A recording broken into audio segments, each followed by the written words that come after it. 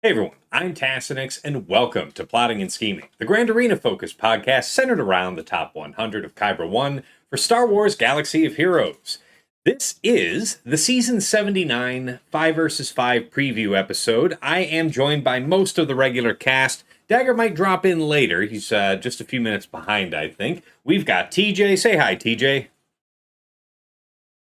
Hi, TJ. I think There that's you go. the That's old joke. technically right's the best kind of right. I can dig that. That's it. Sasha Aisha. Teddy test. Right. Fatal. Hello.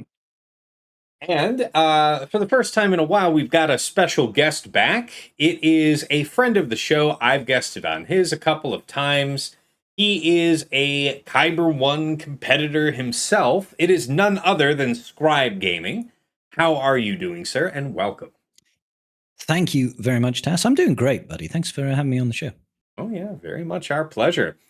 Before we get into the agenda, tell us what's keeping you engaged, what's keeping you interested in the game, and if nobody had ever watched your channel before, which by the way, you guys should be, check out Scribe Gaming, Google that for the YouTube channel. I want to say Scribe Gaming is also just the extension on your URL for Twitch, right? I think so. Yeah, Okay. I think so. But you should already. It might be. It might be my Twitter handle that's actually Gaming Scribe, which gives me no end of OCD issues. But yeah. But if you're not already following Scribe, you should be. And Scribe, if by way of introducing yourself, somebody had to get the 5-minute, 30-second elevator pitch about you, what would you tell them? I would say that I am a bald Welshman who probably drinks too much and chats too much shit, truth be told. But I just like to have a good laugh. That's what I'm all about. Yeah. That didn't even take 30 seconds. I'm about as deep as a puddle. No, it's fair. No, we've all had good times over the years showing up to drunken streams over there. So, I don't know what you're talking about. Good times. Good times, one and all. All right. Let's see. Yeah, Dagger did say he's running late, so at least he responded. He might join us here in another. I have faith. Guys, let's go ahead and dig into the regular agenda. As always, with these preview episodes, the first thing to talk about is relics and remods that you've done going into this first week. Let me step up to the plate. I've done a few things. Always tweaking some of these high-cost calibrate mods. That's something that really only an endgame player needs to worry about. Your 75-plus cost, because I've already knocked out everything that's kind of worth my while. That's at 40 cost or lower. So managed to finish this mod at last. Yay, I got the 3 speed when it rolled. Yay, aren't you proud of me, everybody? Let's see. I mean, I showed you guys a couple days ago the Saw Gerrera. He's just beastly at 361 speed, 130,000 health, over 61% armor, I want to say. I showed you guys the Relic 10 Kyle Katarn with the almost 12.1k offense and the crit damage set. What I've adjusted a little bit was Old Republic. So Satil Sham was 330 and like 243. She's now 321, but 245 protection, and I was only 78% armor when last we spoke. Now just up over 80, just the way I wanted. Really happy about that. Pursuant to some of our conversations, I have adjusted Jedi Knight Revan. He's now Speed Arrow and 3 protection primaries. Went from like 59,000 prot up to 80,000. So very seriously large. I did check. He's not going to end up having a higher life total at battle start than Jolie. So if I wanted to have Sortie in my Old Republic team, it'll still go to JKR. Pretty happy with it. And then Bastila. Yeah, Dagger pointed out that you'll get more value out of the bonus turn mechanic granted by Satil if Bastila is rooted as the slowest of your team, or at least out of your core 4. And yeah, her being at 266 now puts her 4 slower than Jolie, which is fine. Over 120,000 life total, still over 70% protection, so certainly up over 100. Bring her basic. So that's kind of what I've been up to. we'll talk about Datacrons in the next section, so I guess I'll bank that. But other adjustments I've made, checking. Not really. Not really. Dagger, I see that you popped in.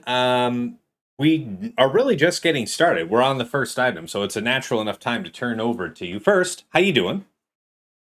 Running a little late. Sorry that my projectile vomiting got in the way of your podcast. Just don't do it again. Just don't do it again, and we'll be fine. We'll be cool. Yeah. You know, I just want to comment that you could have just said running a little late. Mhm. There was no editing necessary, so it's but I'm glad you're okay. But this was required for Task to minimize it, and me telling him that he can go fuck himself. Mhm. It's good that's storytelling. It's good storytelling. It's- You got to set I- the yeah, stakes. yeah. You got to show the vomit at the table. It lets the viewers know that we're actually real people with like real Yeah. lives. I need that for every time now. When you come in, I fully expect to say, "Were you projectile vomiting?" for each time you're late. Absolutely. I think you should have just led with projectile vomit. Forget the late. We know you're running late, bro. Like, just lead with, sorry, Tass, projectile vomit. It's coming out of both ends. It's thick and heavy. That's why. Dear God. Well, glad you could join us. Hopefully you've brought a bucket. And can you tell us about any new relics that you've applied? Remods here, going into week 1. Well, fun fact, I applied exactly 8 more relics to Satil again. Okay, I see what you did there. Yeah. Honestly, not a whole lot of relics to do. Man, I'm just trying to think, because I think I did an R10 between. I think I did Leia since the last time we did it in between. Okay. I don't recall when I did her. Okay, that's She a good one. Might have been in. I think she was in this last. Trying to think if there are any other ones I did since the last time we did this. I don't think so. Yeah, 'Cause my I'm most kinda just recent one was holding. Kyle, so I hadn't done any since our last episode. Oh, I did Vane. That's right. I did do Vane. Fine choice. Fine. Yeah. Outside of that, just remodding a bunch of stuff. I did Old Republic. Well, I still have to do Old Republic. I already mapped out what I want them to look like. Want to remod my Inquisitors slightly, just because a lot of their speed budget can get reduced, I think. And when I say a lot, I mean like second sister's still holding 28s, and she doesn't need them. Okay. Sorry, seventh sister's holding 28s, and she doesn't really need them anymore. I can, something along the lines of I can take them from like 365 down to like, I don't know, 250 or 358, something like that, right? Reallocate some of that speed. Yeah, for sure. Yeah, the remods now that you mention it, that is a side effect. The remods that I've done this week have actually freed up a whole bunch of really fast speed mods. And just as well, we're approaching the end of this era, right? These characters are coming due soon. Not all of them are going to need speed or anything like that, but I'm sure there's going to be a home for 25 plus speed mods on somebody. Okay with that. I think you're being optimistic. You shush. Don't ruin my dreams. All right. Well, What? yeah. What? Outside, huh? No. Lining up to say something. Say it. Oh, I thought you were just gonna fucking skip me. Skip the rest of what I was gonna say. Not at all. Also the Darth Treya, Nihilus, and Savage are gonna get touch-ups. Savage is finally gonna go into full defense mods. Been farming defense mods for a while. That's a good one. Yep. So just some touch-ups like that. Treya just got put into all defense mods. She's like, I don't know, serviceable. What else? Oh, on the mods, I've really been in. I know it was kind of a throwaway. I mentioned to you earlier, Task, but I just wanted to talk a little bit, see if you guys felt the same way. We're coming, like you mentioned, we're coming to new era dropping. But one thing I've noticed when remodding my teams recently, or when I'm looking to remod them, is there's a lot of teams whose mod quality just doesn't really need to be there. I was going through like, oh, do I pull a mod off of this person? This person, it's like, yeah, I don't care. I don't like. Adred used to have good mods. Tuskens used to have good mods. There's so many of these characters that just used to have like air quotes, like specific mods. You know what I mean? And I have found recently that I don't have problems remodding characters. There's just enough characters that don't need them anymore. And I was wondering if you guys felt kind of the same way about that. That there's less pressure on mods.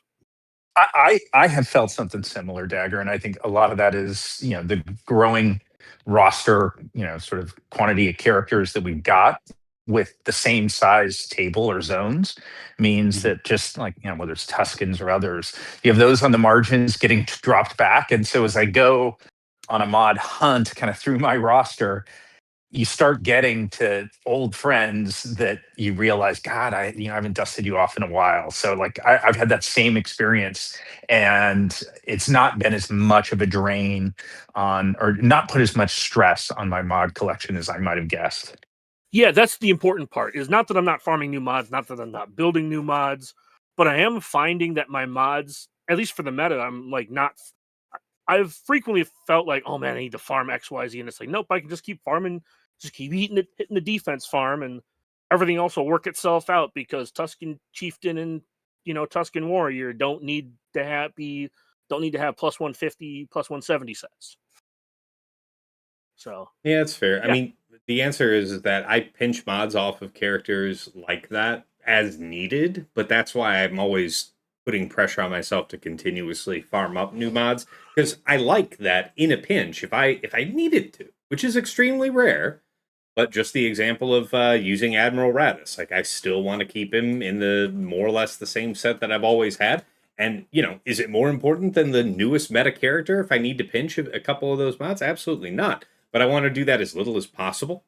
So I'm usually trying to stay ahead of the curve and anticipating what sets I'm going to end up being short on. yeah, with but that is your character ad rad? Is your ad rad 350 still? 340. I never had him 350. I kept him at 340, and he's still 340. Fair. I mean, is your Jin still like 360? Yeah. Okay. Yeah. It's literally what I'm saying I'm doing. Like, very fast. Yeah. stuff. I'm just saying that neither of those need to be anywhere close to that. No, anymore. they don't. But I'm just telling you, it's just the way that I approach mods No, in the long that's fair. term. No. That's my answer. I know the fact. Yeah, but what I'm saying is the fact you still have them there doesn't. I'm simply saying that those are characters I can easily pull from because they don't need to have those ridiculous mods anymore. Anyway, sorry. Yeah. I mean, I thought I covered that when I said, like, I would steal from them if I had to. But, long term trying not to have too much of that. Well, I think everyone here, with you saying that, will echo when I say go fuck yourself and your mods. Fair. All right. Appreciate that, Dagger. TJ, how about you? What's going on with you? Relics remods this week. So I am holding an extreme prejudice, I guess, on Relics. I'm on complete horde mode until everything drops. I got a little frisky the last time before the last era dropped, and that kind of cost me.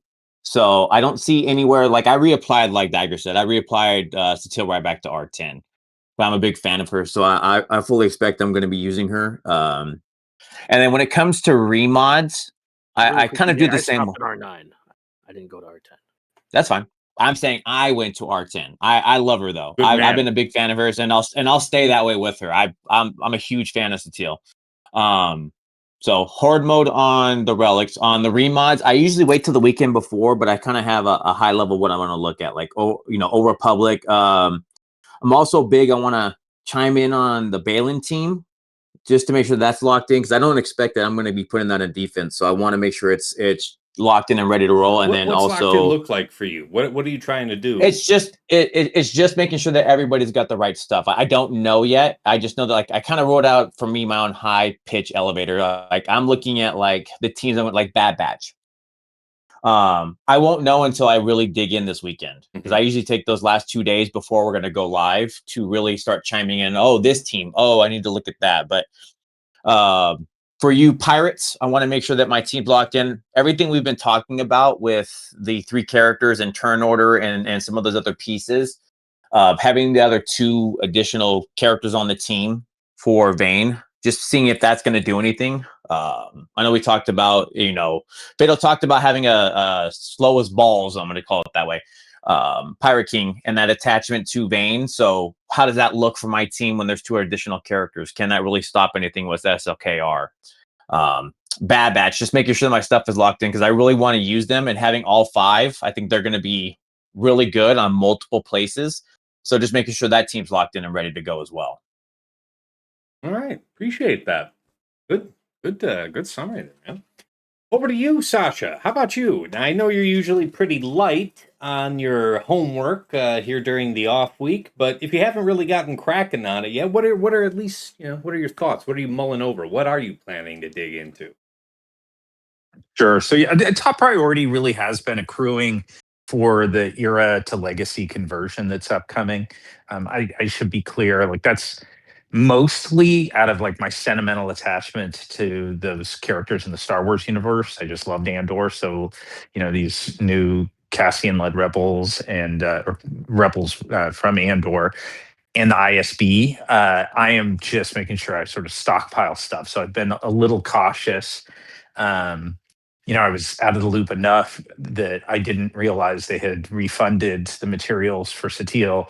So I did one spot check and I'm like, oh my God, I'm just like flush with materials. I'm not. But I did take Satil back up to R10 and have just been trying to accumulate because I do want all those Andor characters more again because of sentimentality than because I think they're going to be really competitively dominant or anything on the GAC boards. But so I did that. And then the other R10s that I did, a little bit OCD, a little bit sort of reactionary to like an experience I had, but I took Cat and JMK to R10. Ooh. Now the stats are super marginal / negligible.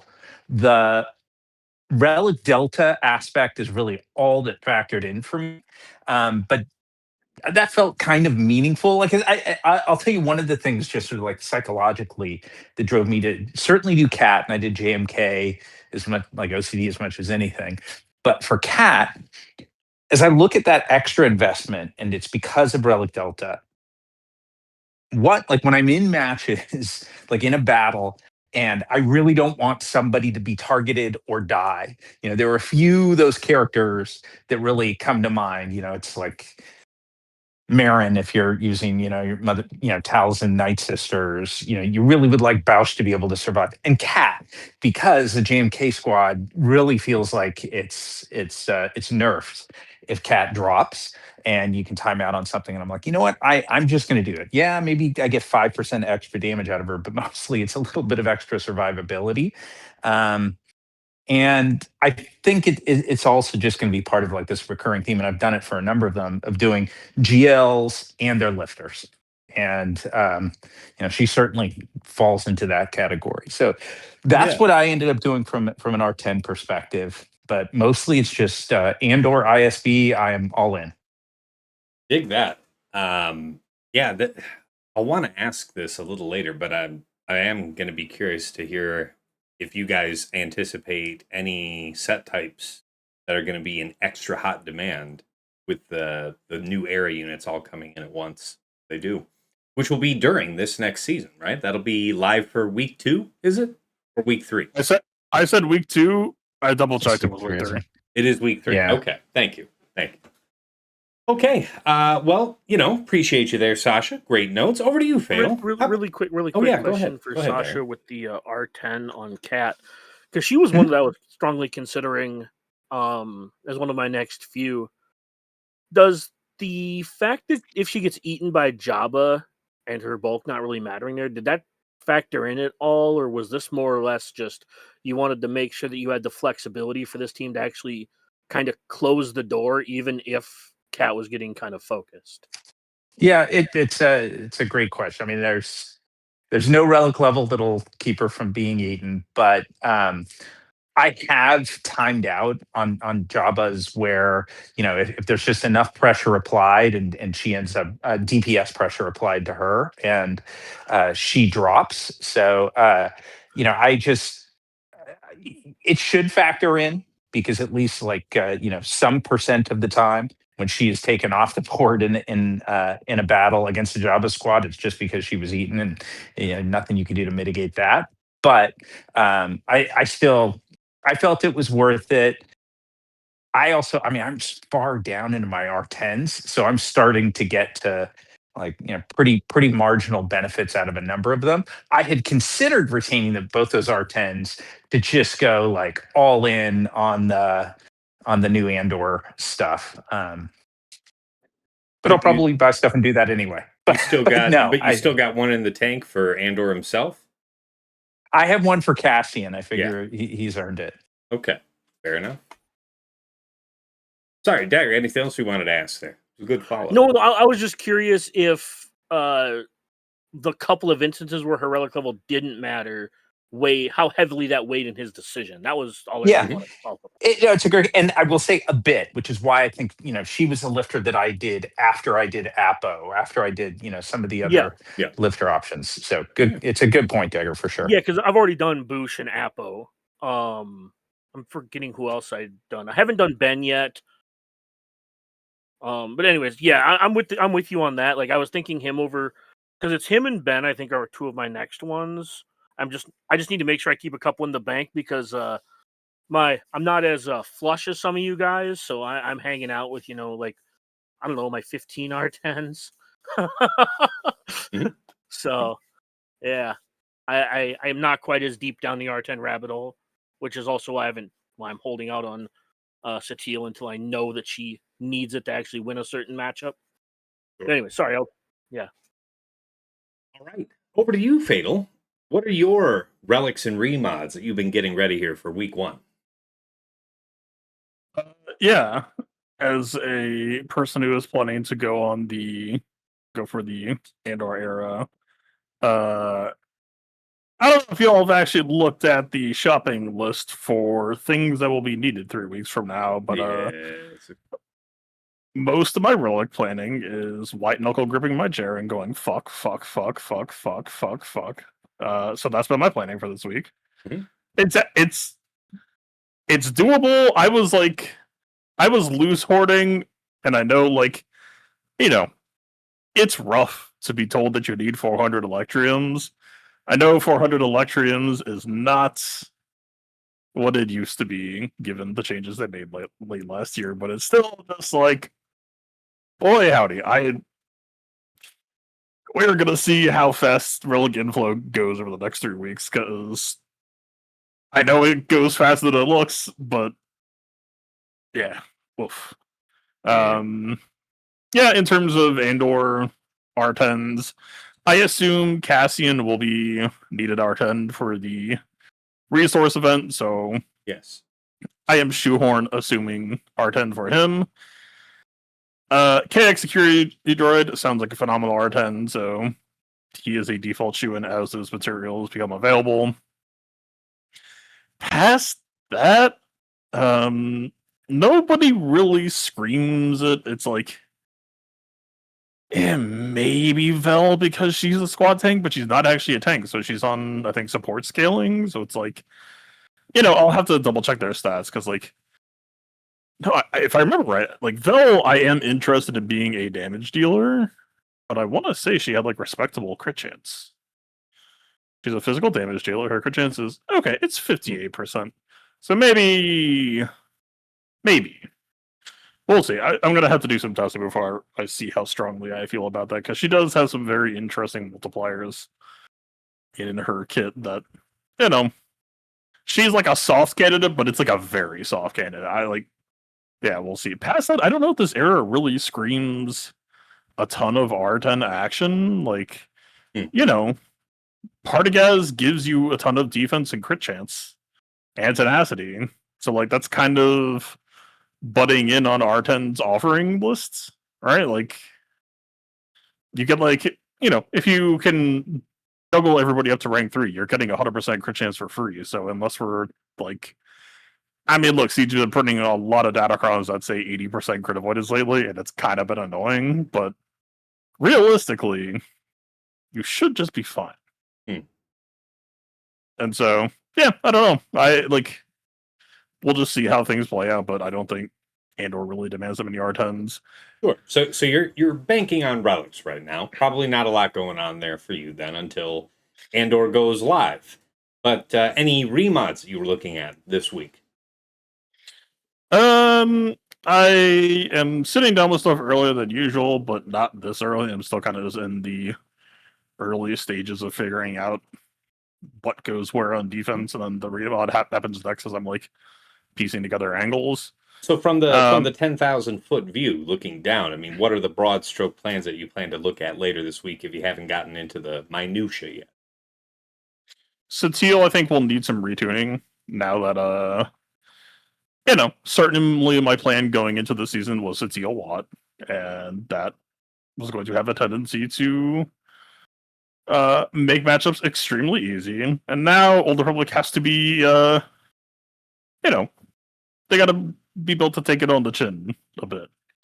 And so that's going to take some shifts. I think Jolie will probably need a new modding philosophy. Stuff like that.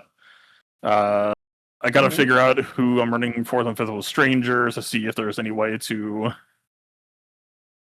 I don't even know if Sateel should be used against Stranger this season. I don't even know if she can be used against Stranger this season without Watt. Betting against Sateel seems like a bad idea, but just I assume a lot of people are going to tunnel vision on that matchup as a carryover from 33. Right. So until proven otherwise, trying to tech Stranger against Sateel is kind of where my head's at. Yeah, we'll it's see where going to that be tough goes. because we don't have a light side 25% turn meter right now, do we? We do. Oh, it's orange. It goes away in a month. Oh, okay. Orange set has it. Okay, good. Then you can. Okay. Yeah. It also has protection. Huh? It also has protection. So. Oh, on the stat. Yeah. Okay. Yeah. Good. In theory, LSTM protection bombs a deal can exist. Whether or not people will have that, well, that's up to them. I certainly do not. But it exists. Nice. Very nice. Yeah, Dagger just linked us his deal. We can throw that up real quick since we were just talking about it. He's landed at 285 speed, 92,000 health, 212,000 protection, and 83.36% armor. Nice and solid. Pretty good. All right. Appreciate that, Fatal. And yeah, Scrybe. So you have a sense of what that first question is about. How about you? What relics have you been looking to apply here in the off week, and any character team remods that you've been eyeing? I mean, much like everybody here on this channel, I just immediately took Sateel right back up because I don't know why people lost their wig over it. I'll be honest. Like, she's still great. Like, come on, guys. I know nobody likes it when CG takes away toys. I get that. But let's not pretend like CG has already like turned Sateel into garbage now that she has an OR specification. So no, I didn't take it to R10 primarily because much of the discussion that's having right now is, oh my lord, we've got an era battle coming up in probably about 3 weeks' time. It's going to require 6 R9s and one R10 most likely, right? If precedent is followed. Yes. So I am, much like Fatal was saying, wildly biting my nails, thinking, oh my god, can I actually get enough signal data? Can I get enough go to keypads, era magnifiers, droid brains, all that good stuff to prep for that? So outside of Sateel, I am just in full-on horde mode, trying to make sure that I can hit that era battle because I like it when I get paid back for the stuff that I invest in. It just kind of makes sense to me. Outside of that, I'm not really crazy focused on remods. Honestly, I tend to not bother looking at brand new teams until I can use them in a usable fashion. When they're just, stuck in Colosseum, I find it really hard to get enthused. I really do, especially when, looking at the Rebel Fighters faction, and you're like, even in Colosseum, it's not like they gave you Luthen. You haven't got the team that we're actually going to be using, so we can hypothesize about how it's going to be used. But ultimately, I find it hard to care. I'm just like, I'll figure it out when it drops and I can see what's going on. That's when I'll usually remod. I am not looking forward to that mad panic 3-hour period where everything needs to be remodded before lock-in. Not sure whose idea it was, to move all of the error units into Legacy a couple of hours before GAC lock-in. I would like to have a few words with them, if it's all possible, and say, excuse me, sir, I appreciate your need for structure, but I don't want to be a contributing factor to bringing down hot utils for the better part of 3-4 hours as we all madly try to remod. So I'm sure you guys are all a lot more organized in your approach. You probably set out mod sets for these new units ahead of time. I don't even think about what I'm doing in 3 days' time. So I roll with the punches mostly, is how I best describe I it. will say that you're lucky because you get to do this. You get that mad scramble in your evening. This shit happens Yes. for me on like my lunch break. So you're talking about you have 3 hours. I have 30 to 45 minutes. Yeah. Right. Yeah. This is happening midday for me. Yeah. CG hates you, bro. Yeah. They really hate the people who live in Australia because they're sleeping. What are they doing? Setting their alarm for 3 a.m.? I mean, if Yeah. they really cared about Galaxy of Heroes, look, could Yeah. somebody phone up Heinze real quick, see what they did? I mean, come on. Fair. Well, Yeah, so yeah. I'm not really looking at investing outside of that because I really like to be able to max out those error battles straight away. Sure, and there were none of and your that's tight. there were none of your other teams that you were wanting to take a second look at just for overall improved performance reasons going into Oh, fives. You're otherwise I mean- satisfied with where you are heading back over from 3v3. I would very much like to invest more in my Great Mothers team, but that's because my Great Mothers are massively neglected, and they really shouldn't be. They are still from that time where I was just about coasting by. So unfortunately, they're all still like Relic 7, and I'm like, they deserve much more than Relic 7 in my opinion, because they do such good work, man. Okay. Such good work. So I would like to take them up, but it's just having that breathing space to try and actually invest in them I'm finding that quite difficult in the minute. But yeah, mostly that team. If I had some breathing space, that's where I would go. I appreciate that. And you touched on what I mentioned earlier, so I guess this is as good a time as any to ask the room. Are there any sets in particular that you think are going to be in higher demand? You know, like outside of a normal distribution. You know, like for the new era, it's like wow, there's a couple units. There's like 2 or 3 units that one offense set or something like that. You see where I'm going? No I don't think intuition there's on gonna that. be anything fancy. I mean, I don't think any of these characters really require specialty modding. Yeah, I guess Maybe that's kind of what I'm IPD? asking. Yeah. Maybe IPD because he comes back. I don't know. Maybe he needs something a little bit Is different. Krennic unironically in the team now? There's only But 5 ISB, so he sure as Yeah, shit it's is just leader. Yeah, I say, didn't- I would yeah, hope I you're don't have looking the- at Krennic. I didn't have the faction committed to memory, so I'll take your word. Yeah. Yeah, but it's- isn't he just a utility support? So you're just like putting him on speed? Sure. Yeah. Mhm. He's still got some. He's got one of the heaviest hits, though, doesn't he? I don't know what's going to be like under Partagaz. He has one of He's the old biggest. character is all I'm he's- saying. Like Yeah, you'd have to. He had other put old some- his characters. kit is still reasonable. It's just I don't think his damage is good. Well, if Okay. his damage is to be good, I think it would probably need to have deliberate damage, modding, offense, or Well, yeah. damage, something like that. ISB is going to be the type of team that wants to be carefully clocked, I think. I don't really have I don't have anything conclusive to say on the subject. I'm still kind of Mhm. piecing that together. Again, Yeah, you have Kinda the just getting started on intuition that to front. see that a certain turn order is needed, but you're still up in the air on the set types required. yeah, there's some stuff up in the air of like, I don't know if I can get certain characters in certain orders while still staying fast, but yeah, we'll see. And then Rebel Fighter wise, it's like I don't know. I guess it just kind of depends on what the final split is going to be for me because I think Luthen absolutely still stays within Saw, and I feel like the current Datacron sets also kind of provide a structure to do that. But after that, I don't really know what things are going to look like. I can't Sure. wait for that conversation. I think that week of when we get it, the to Luthen or not to Luthen and where everything goes, the hypotheticals is going to be a really good one. Sure. All right, guys. Appreciate you indulging that side question there. Let's get back on topic. So, relics and remods aside, Datacrons. Set 26 is expired, and thank you, Fatal, for reminding me that, set 27, Armor and Instinct, does still have a turn meter for light side level 3. You can have protection on the stat. So for the Kron that you may have been using with your Satil or your JML on offense in 3 versus 3, you have a new option here. You do not have 25% turn meter for light side on the new set. So long-term planning, something to keep an eye on.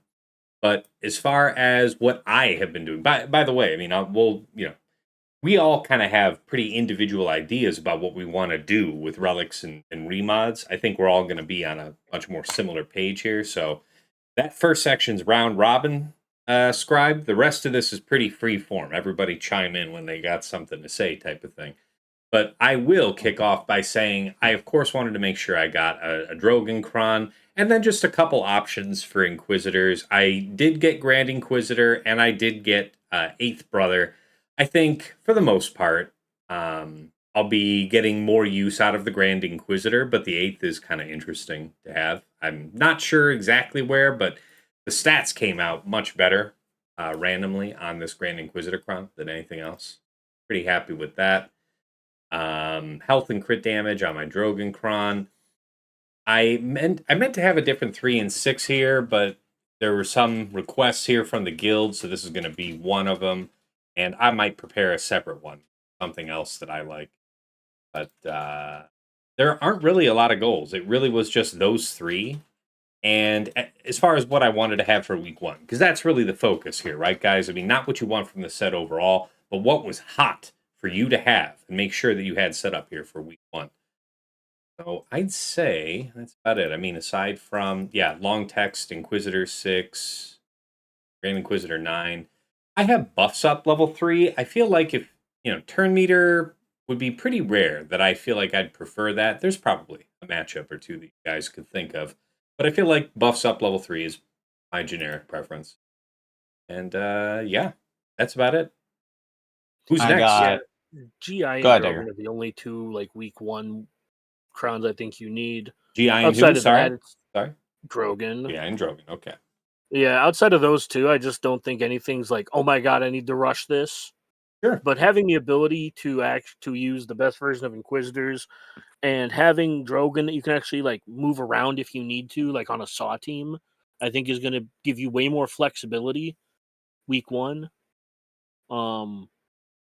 Unless you need stat crons, I think a lot of us already took, or at least I know looking at the 2 sets that I have outside of this new one, have already kind of insulated myself for this week because I have 2 full sets already, and I have afforded myself the lack of rush, if that makes sense.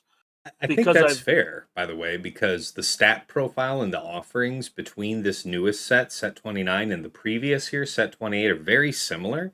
So if you have Yep. pretty broad coverage out of set 28, you don't have a lot of impetus to go too deep on the new set. So I think that's fair. especially for week 1 specifically, I'll round it out as Conquest goes. But as far as rushing stuff, I don't feel super obligated to make sure that I have my Chirrut, my Leia for 3v3, right? I don't feel rushed on any of Sure. that. Sure. Appreciate that. Who's next? So I was going to say I have plans for Adred and I have plans for Hera that I want to make sure I'm locked in on. Hera specifically, because I expect we're going to see, oh man, the Hera is level 9 with the setup. If Crack's not going anywhere, put that together. I fully expect we're going to be seeing Inquisitors on defense. And with that Hera level 9, I'd feel pretty confident with the setup. And then actually with the combination of one of the level 6s. That's going to go just fine. But I would agree with Dagger. It's not like life or death, but I know what I'm focusing on. Agree with the 3s. I'm not worried about that too much. But the Adrad was pretty good, and I like the level 6 in tying with that. So that will just be nice to have because I don't think Jin and Adrad are necessarily on your Leia team with the Drogonkron. So that in conjunction, I'd like to be able to if I can cheese something out, it would be cool. So those are the 2 big ones, minus the ones we already know we're going to talk about, where I'd like to have the week 1 setup. Okay. Great stuff. Who's next? Do you think that Hera is going to be able to beat the Barris Inquisitors? Because I have serious doubts that if you just slap Barris in there instead of 8th, that they'll be able to actually beat that team. I'd like to try it, which is why I'm willing to. No, that's So fair. that's the idea. Yeah, because I agree with you. There could be things because if you're focused on a tank, is that going to hit you for anything? Because you're still technically hitting that tank. So if she's got the taunt set up, does that apply with the Inquisitor Kron? Because it's either going to be that or what, GI, right? That feels like those are pretty reliable to be what you're going to see on defense. I think it can. And that lock-in of having the team go and getting all of those extra pieces, that feels pretty damn strong. Remind us real quickly here, Dagger. What is the element brought by Inquisitor Barris that makes things dangerous for who again? Well, Phoenix hasn't been reliable because of Phoenix. the combination of What I thought. Merrick being available, although this season he's not as available. But I don't remember exactly what it was, but I know that Barris makes Hera not really work in TW, from what I understand. So if it doesn't work in TW where she has the Omi, I don't see this working again. Yeah. I don't know off the top of my head what the mechanics are. I'd have to go look again. I'm not really in a position to do I'd be so. curious because I know she has a cleanse, but you're also having Grand Inquisitor with a group cleanse. So I'm curious. That's kind of where I'm looking at with the 9. The Hera 9 is really strong. Sure. And then in conjunction with like team removal, depending on the focus of the target or some of the other applications, I like some of the Rebel setup. And then having Krex Omi active, it just feels like there should be room for this. I'll call it a cheese. This cheese to pretty effectively take out Inquisitors. But I'm willing to kind of put it on the line week 1 just to see what it's going to do. Sorry to jump in here. Wasn't the issue with Marok is that his unique isn't working as written, and when you're cleansing Purge, he's cleansing Inquisitors, so he's getting rid of like days, which is kind of what is stopping the Inquisitors from gaining turn meter against Phoenix, right? So when your Phoenix are dispelling the Purge on themselves, Marok's unique is triggering, even though it's not supposed to trigger when it's only supposed to trigger when Inquisitors dispel Purge, but it's triggering all the time. So every time when you basic with C-Rex and he cleanses debuffs, getting rid of the Purge, that's causing Marok to then cleanse his own Inquisitors, get rid of the days, and that lets the Inquisitors gain turn meter and interrupt the Phoenix turn meter train. I think that's kind of what really fucks up the Phoenix versus Inquisitors. But I imagine PG, if they ever address it, it'll probably just be like, yeah, that's just how he works now. Also, Barris is immune to days, so she's going to gain turn meter. Yeah, that would suck. I thought there's a condition with that, though. It's like she's immune to days if ninth is there. Yeah. Ninth is the condition. But yeah, my point, what I'm saying is you can make it so that the Phoenix team just doesn't work. Mm-hmm. Okay. Yeah, definitely. All right. That's all I'm saying. Like, I'm not saying TJ's not right. I'm just saying, like, I wonder how consistent that'll be if people see it coming, so to speak. I agree.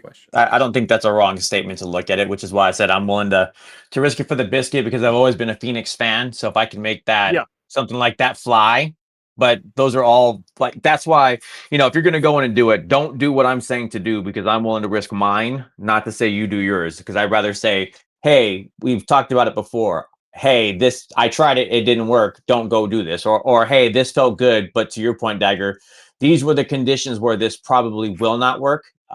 I.e., Merrick is on the team or Barris with the Kron.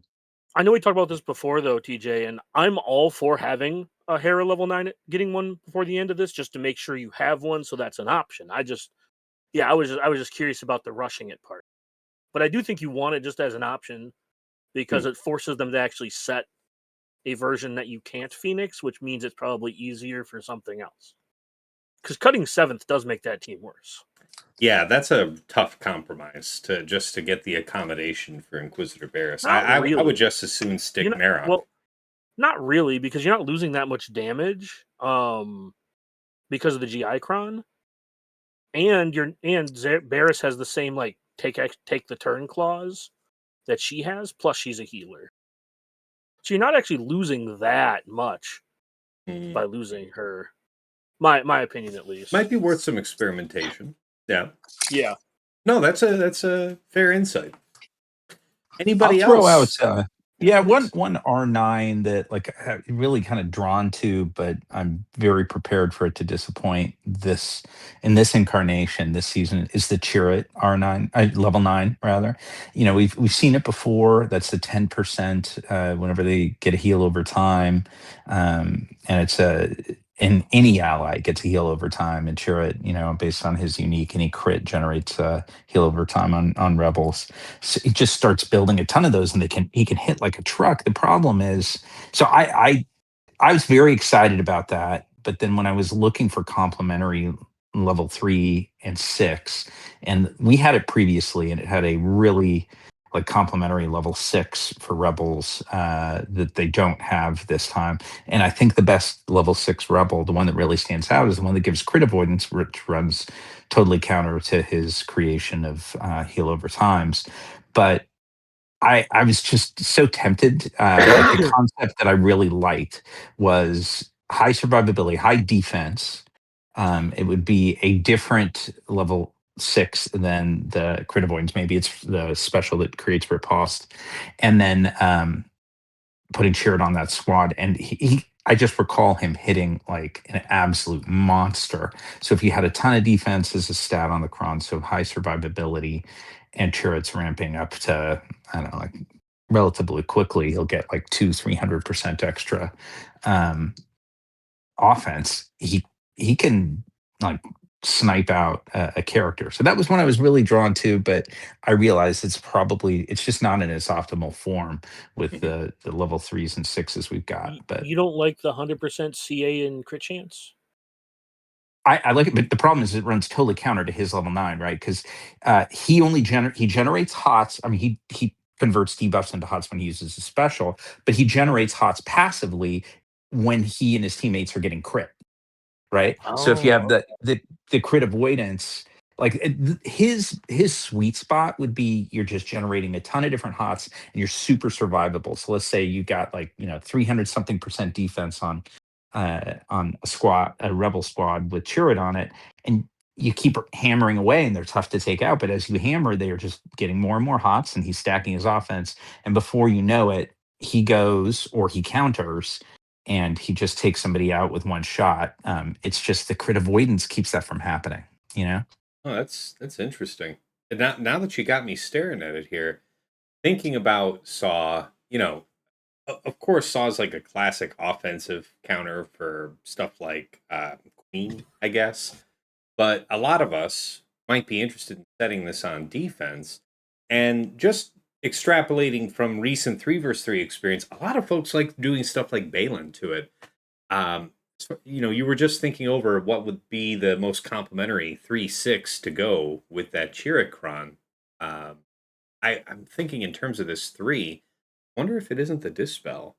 Because for anybody who's relying on Balin, the stun is what you would prefer more than the unresistible TMR if the stun doesn't land. That might be interesting.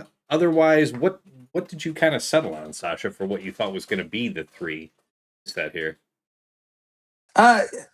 I didn't think that there was one that was a particular game changer. I Mm. like the concept on level 3 for light of it being if you grant a buff to another ally, they recover Heal 3% up. health and Yeah. protection. Mm-hmm. Yeah, and it's that theme of high survivability ramping damage in a cron that also has defense as a stat. So that seemed interesting. Similarly, the special gives you evasion up, health steal up, and health up.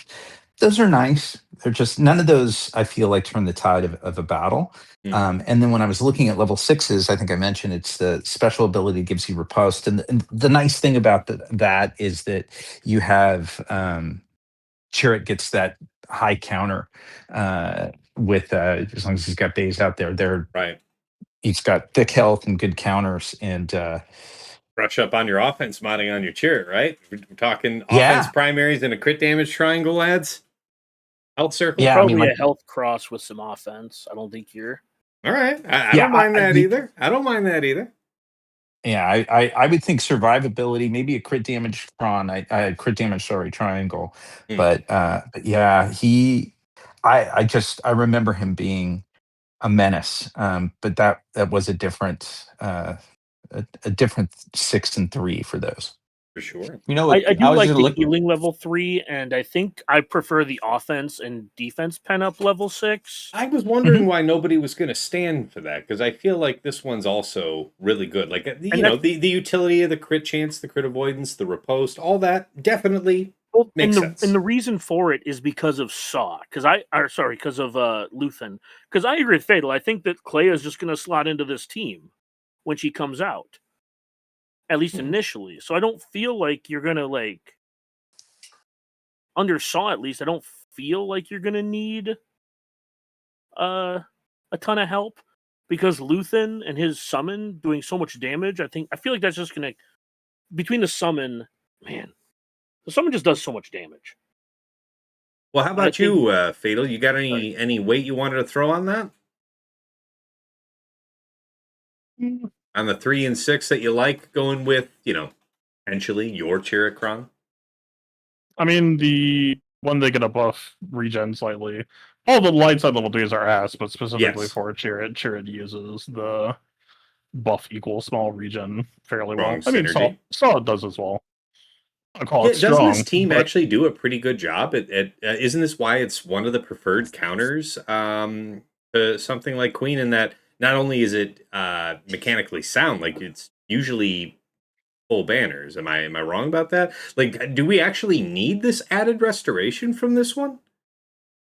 yeah, no, your banner, you're not really getting protection regen unless you like Okay. run Captain Rex and also like mash his special a lot successfully. No, it just beats Yeah. Queen because I like when I press the button and I do 1,000,000 damage to someone. You're gonna try and 2 That and 3 man shit with I Saw too this like season. that.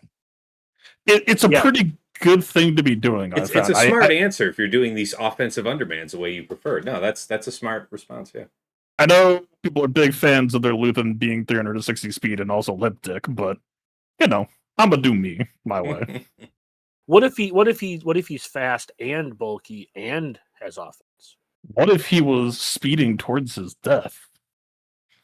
Provocative. No, I just Let's see what he did I there. think I have my Luthen in an offense. That's Uh, fine. yeah, no, I mean, past that for me, DC wise, I feel like with this new system, uh, I don't really hunt level 6s or level 9s anymore. I kind of just all I'm really looking at right now is stats Hmm. and trying to look for crowns with interesting 7/8s. And then, because we're no longer in a double faction system, I'm just kind of like, okay, you are a light side cron with protection. Okay, well, that is like the one card I've been trying to get because I'm trying to secure the future for Satil and I cannot get it once, so that was a bad example. But it's like, okay, you are a light side cron with health. Okay, you're probably gonna be the JMK cron. I'll cater it that way. Or like, okay, you've got high CD. You're probably the Luthen cron. Okay, let me see. Okay, naturally rolled cheered on level 9. That's nice. I don't have to like roll for it. It feels like because we have less time to work on crons, my motto is I let the cron tell me what it wants to be rather than me trying to force it to be what I want it to be. Because I did that last set and that was fucking miserable. Fair. I'll like do some due diligence on level 9s before we get going, and it's kind of all the same anyway because I ended up getting a GI 9 and a Drogon 9 and a Chiricron 9 Mhm. as it is, but maybe it's a little bit easier to get those because I'm not trying to get them. The desire sensor is always watching.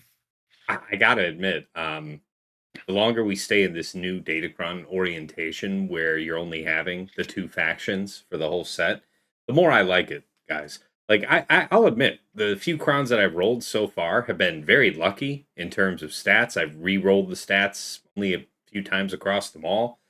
And then it's just not as hard. Like it's still maybe a little bit of a crapshoot getting the right 9, especially when you have a set that has quite a few 9s on it. Okay, fine, but it feels easier. I don't know if you guys are experiencing Yeah, that yourself? I know a lot of people didn't like this. And I remember when this came out, I was fairly optimistic because I liked the idea of toning them back a little bit. Because I even said what you said just now, that it's going to be easier to build the crons you actually want going forward. And I do like this. I do agree that the level 9s have become more diluted, which does create a, that's where the pinch point is now money wise, right? That's where they're trying to get you.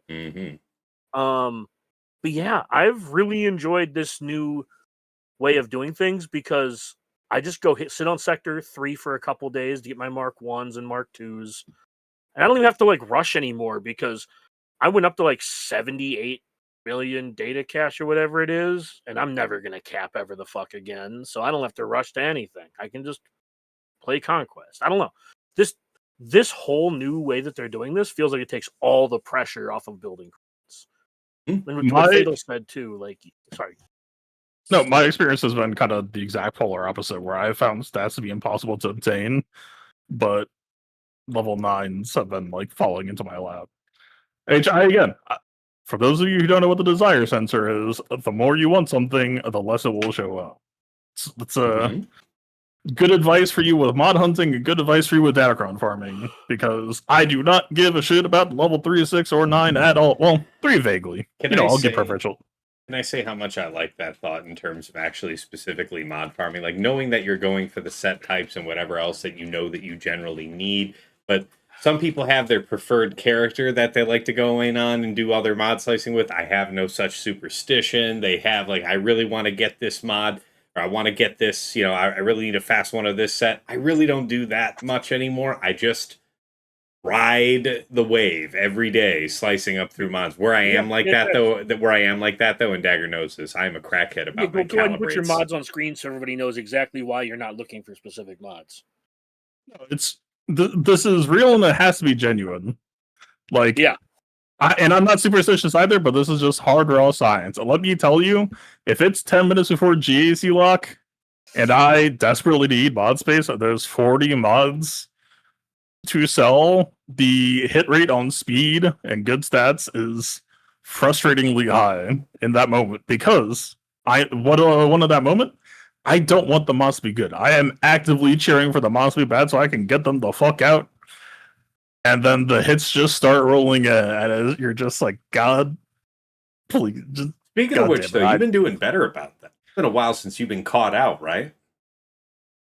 Well, the thing is, because Hot Utils is so inconsistent and unpredictable lately, you can't really do it at the end anymore, lest you get burnt.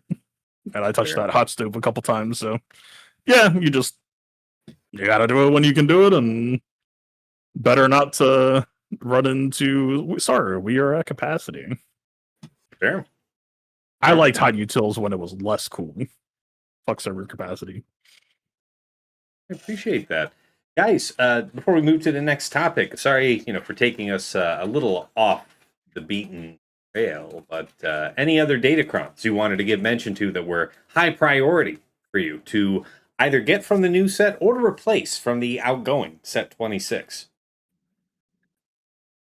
Yeah, mostly just light side protection is... I mean, okay, here's the problem. This is... Datacrons kind of at their worst, where it's like, if set 26 goes away and protection is not in set on the next one, if you didn't do your protection homework this time, get fucked. But the light side level 3s are so dog shit. They're really that if it doesn't even have to be LSTM next time, it could be bulk, it could be anything. I was going to say that we are spoiled because where we haven't had a TM, we've had bulk, and it's been that way for a while. So yeah, I understand that, but we are at the point now where if you do not secure protection crowns this time, it might be regrettable if they don't happen to come back next time. Which, I mean, we'll see. But that's the struggle or consideration. My protection hit rate has been abysmally low. I actually counted on just sheer... I actually counted both. I counted, okay, what's my hit rate on both defense and protection? And when I counted both of them combined in a 7 stat pool, I had both of them combined less than 10% hit rate. Jeez. So it's just like, all right, that's how it felt last set, and that's how it feels this set, and all right, I'm not going to be getting a protection card probably. We'll see. Now that you mention it, I you see, I only have the one Drogenkron. I've had poor luck getting light side, let alone something large on Prot. So fair criticism. It is what it is. In some ways, like, we just left the meta where everybody had perfect Datacrons. Good And riddance. Sorry, I just need to say. Amen. And now it feels like we have entered an era of just like, Datacrons are just going to be sloppy, man. Just work with the best you got. I mean, I don't know how things are in top 20 at the moment. I don't know. People are still buying like absolutely perfect crons, but Hi, Baby Yoda. I mean, like, I don't know how many of those people there are, but like, as a whole, if the hit rates for other people are similar to what they are for me, the perfection of crons will have been going down significantly. Prohibitively expensive to pursue. I agree. Well, also the prot from this set doesn't feel very good. Also, because I have one, and it's what 50%, 55% prot. I think it's back to normal rate. Yeah. But I'm saying we had the set where it's like, here's 50% more prot. Oh, whatever. That was the freak show, not the That's anomalous. Yeah. See, this is more of the spoiledness. Yeah. But okay, fine. My point is that you're really looking for like something like 60 to 80% prot, and that's really reasonably what you're looking at. Yeah, it's definitely doable by the numbers on offer, but as we've said here now, I mean, it is a bit difficult when you've got, what is that, 7 different stats available per roll. Getting a protection roll at all, let alone a good one. Yeah, I can. I have been doing nothing but hunting protection in this set, and so far my highest is 26. So, gruesome. Yeah, I literally, the only cron I have that rolled prot on the 7 or 8, I just re-rolled everything that I could, and it's like 7%, 5.8%, 13.1%, and I still need to roll the other level 5. But yeah, and I natural rolled a 400% defense Drogenkron. I didn't want that shit. I just wanted a fucking future for my sit deal in JMO. The game was like, I was like, thanks, I guess, but fuck off. Like, please, just give me the one thing. Mm-hmm. What if, and hear me out, you went and fucked yourself? Yeah. Classic. Desire sensor. Classic. Yeah. Guys, hold on, really quick. I have a question. Son of a bitch. That's fine. Go for it. Sasha, how do your crons look right now? Oh, yeah. Let's have that. Yeah. And while he describes that, I'm just going to go ahead and pull that on screen. I don't have anything great. I just rolled a bunch. I just took a couple up while I really have done most of my cron work while we're on the show here right now. I have a Drogon cron I like, but nothing else I really like. And I have not had luck with prod as a stat either. So, but I haven't re-rolled anything. Or I shouldn't say I haven't re-rolled anything. I think I re-rolled the Drogon cron. I did that meaningfully, but other than that, nothing really exciting. I tend to go really hard the Sunday, Monday, Tuesday of GAC lock, and what I do in the interim is I just go through Conquest and just get a bunch of the raw materials to be able to roll up crons. So that's where I am. Fantastic. Okay. It's all raw clay still. No sculpting yet. This eighth brother. I just know that you're generally the one of us that has some of the the best crons. It's true. I go hardest. Yeah. This eighth brother cron you got cooking here is a monster. I don't know if it's going with Inquisitors necessarily, but that's a bad lad there. 50% crit damage, 182% armor penetration, 20% health, and 25% dark side turn meter. Yeah, I literally, I don't think I've looked at all the stats together. No worries. I was just scrolling what you've prepared so far. Spot. Nice. All right. Did anybody else have any other hot week 1 Datacrons they wanted to make mention of? Going once. Going twice. Sold. We're on to our next topic. Guys, the next item here is other teams. I assumed that with the new Datacrons, we'd be talking about a couple of those teams and how we might be looking to apply them. And so, the intent behind this section is other teams were really excited to try out this week. And we can certainly spare a few sentences for that if you guys really want to. But I was thinking about making a proposal. Could we say, could we offer here, not necessarily what you will do, but what you think is most interesting as a top 4 teams to place on the bottom front wall for week 1? Do you think that's a little more interesting than just talking a bit about other teams we're just geeked about here for week 1? What do you guys think? I'll leave that to the room. For me, that's a level of specificity that I am not currently operating at. That's fair. That's fair. I know I'm springing it on you, but I also have put like close to 0 effort into my plan, so I don't have an answer. That is just fine.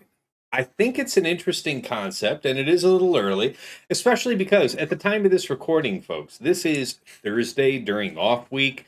A lot of people save their preparations during off week until the weekend, like Sasha, maybe even a little later, going into the day of GAC lock. So a little fair, but still, I was just curious. I will say this. I think if I were to do something interesting week 1, I wouldn't show it to you up front. It would be like Drogon with Saw in the back kind of thing, right? I don't think I'd put anything up front because I want them to drain resources before getting to the back. I just Okay. don't see this season having a meaningful front wall that does anything, especially now with Sateel entering the fray.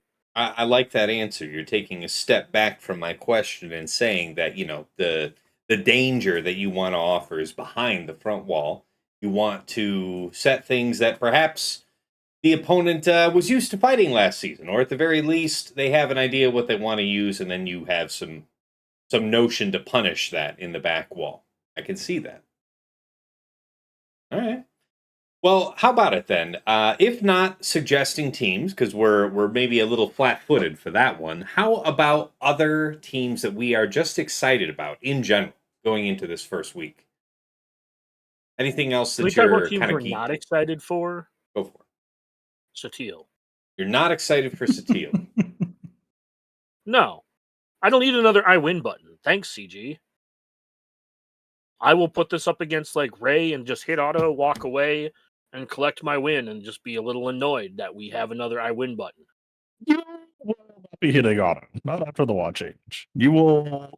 I, It's going to be 20 seconds of ew, and then you clean up, and then you win easily.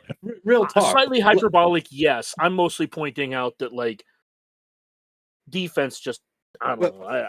Well, real talk. Let's just skip to the worst case scenario. Ray Swallow Ezra on defense with, say, I don't know, super high defense Kron from set 28, light side offensive buffs level 3, or just simply the Chota Kron. You still thinking Sateel on auto? Auto's hyperbolic, but yeah. When you're just walking into the fight with 300k prot doubled to 600k prot on your Sateel, that's 1 mass assist and everybody's in DI. Like everybody's in DI. Like you're gonna have to weather an early storm, and that's why Jolene's mods matter. And then they all just go into DI almost immediately. And I just don't like just 20% of 600k prot. Like you can do the math. That's DI. Immediately. Monstrous. It's true damage. I meant to ask this earlier, and I'm glad that you reminded me here accidentally. Fatal, you made mention that you're thinking about a remod, just on a high level, of Jolie. At the time that you said that a few minutes ago, didn't sound like you had specific plans in mind, but maybe set types? Is there some kind of skeleton view that you're thinking to change Jolie on? Because it's been a while since he's been a significant part of the meta. Most of us are going to be running in some iteration of tenacity, health tenacity, something of the kind, like tenacity cross, maybe crit avoidance arrow, otherwise health. Just trying to have some type of good balance there for survivability. What's your feeling on a twist on that, or an improvement? I mean,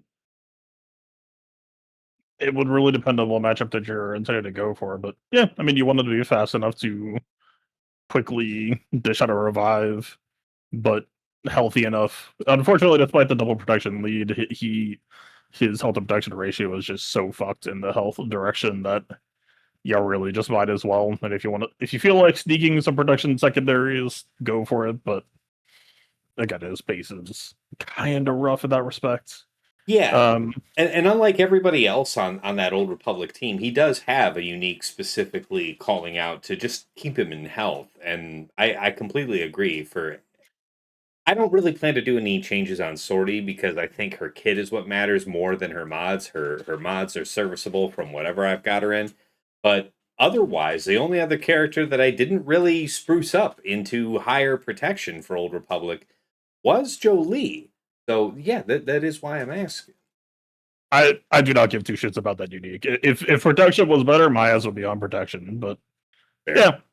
they more or less force my hand. So I Yeah, don't the know. unique only matters insofar as trying to clock it for sorting. Well, the unique matters because it's like technically the amount that he heals and his protection up as well. Oh, fair.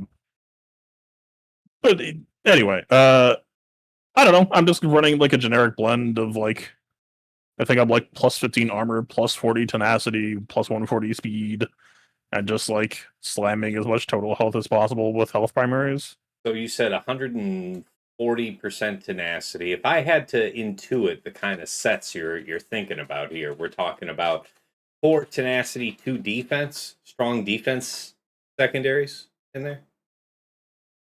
No, I said 40 tenacity. 40, Yeah, that's not just 140.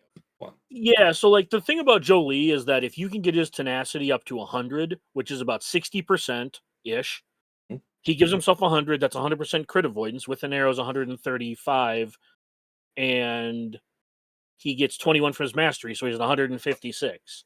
Intelligent question. You just pointed out just how quickly the crit avoidance numbers can get pretty insane for Jolie. Where do you think the breakpoint is that it's a better value to have that health primary? This is something that people haven't had to think about in a long time. Just establishing a baseline for a conversation. As of now, my Jolie's Relic 9, 270 speed, health for... Scrap the arrow. Sorry? Scrap the arrow. Health arrow. Again, you really ought to know what matchup you would like to use them on, because the answer is anywhere between you need 0 CA and you need as much CA as you can get your hands on, right? Like, well, yeah, but you know how it is. You get to lock in one time at the start of the week. You will use the team wherever you feel is best. Surely you'll have a plan, but you're trying to cover the most bases you can, right? So you can't hyper specialize unless. Let me ask you this then. Only for that matchup. In what matchup do you think you need more than like 120% CA?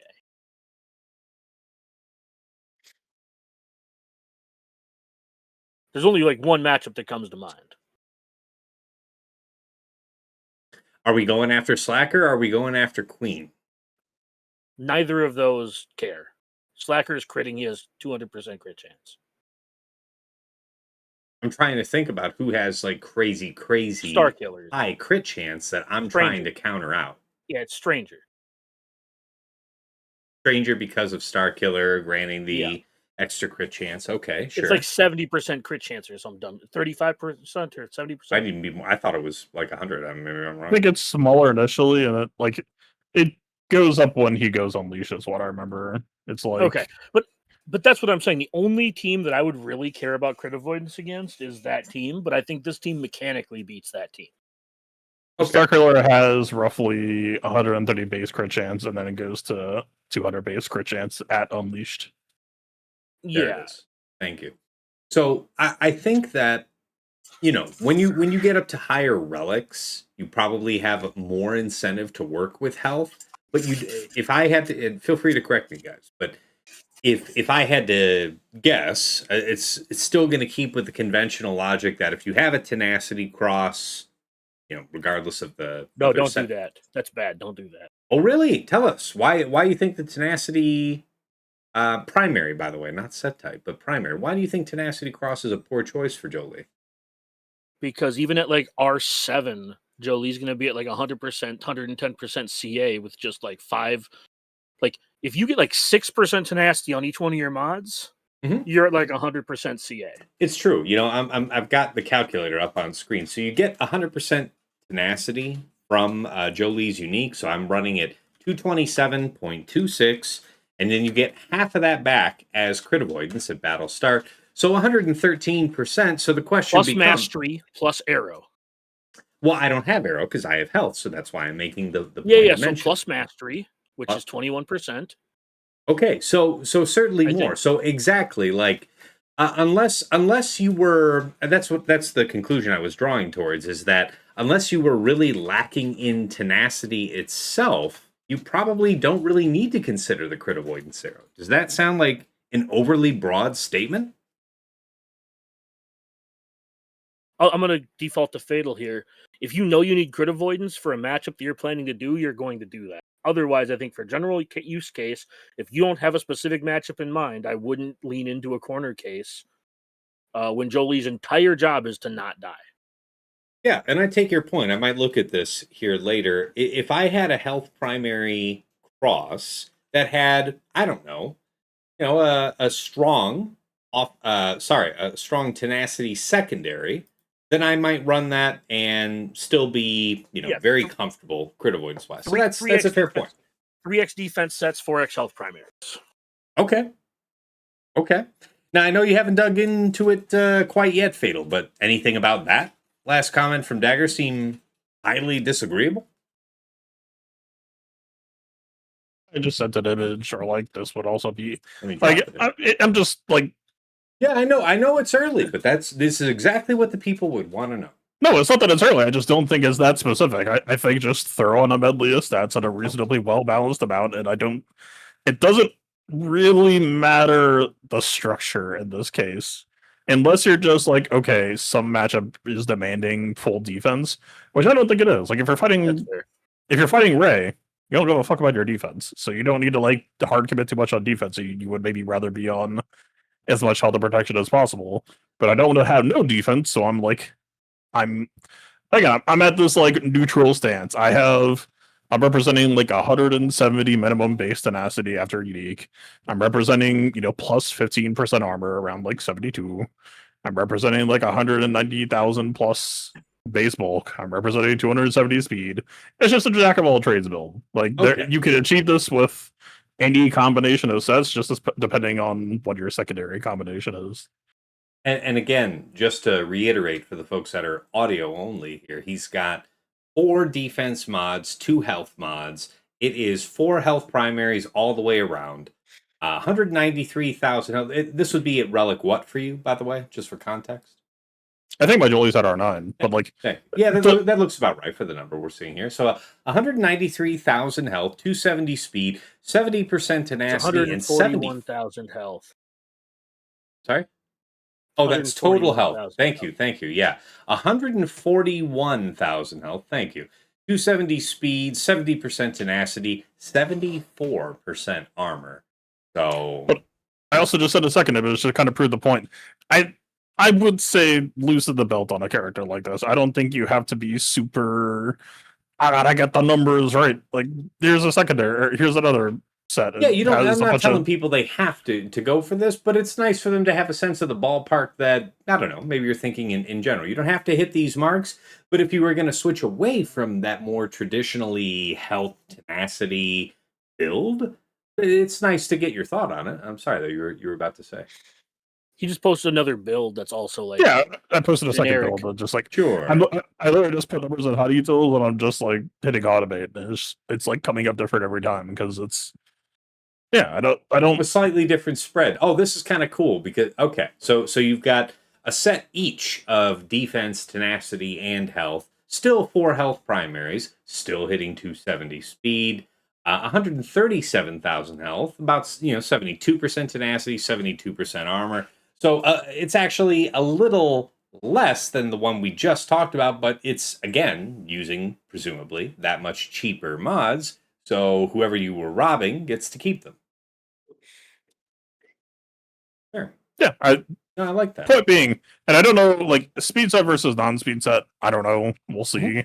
Like, it's entirely possible. There's a very good chance that, especially now that Watt's gone, Old Republic will kind of just need to be speed walking all of them. I would assume that once Jake Yarns and Seal get to go, you're kind of just okay. But I mean, Jolie's turns are going to be valuable. Like pretty much every single Jolie turn is going to have a assist call to Jedi Revenant. That's good value. So I would not be shocked if this team just ends up being very speed set heavy on everybody except for Juani. I appreciate that. Hey, thank you for going into some depth on that. I know it's yet a couple days early, but yeah, I think folks will get something out of that. Thank you.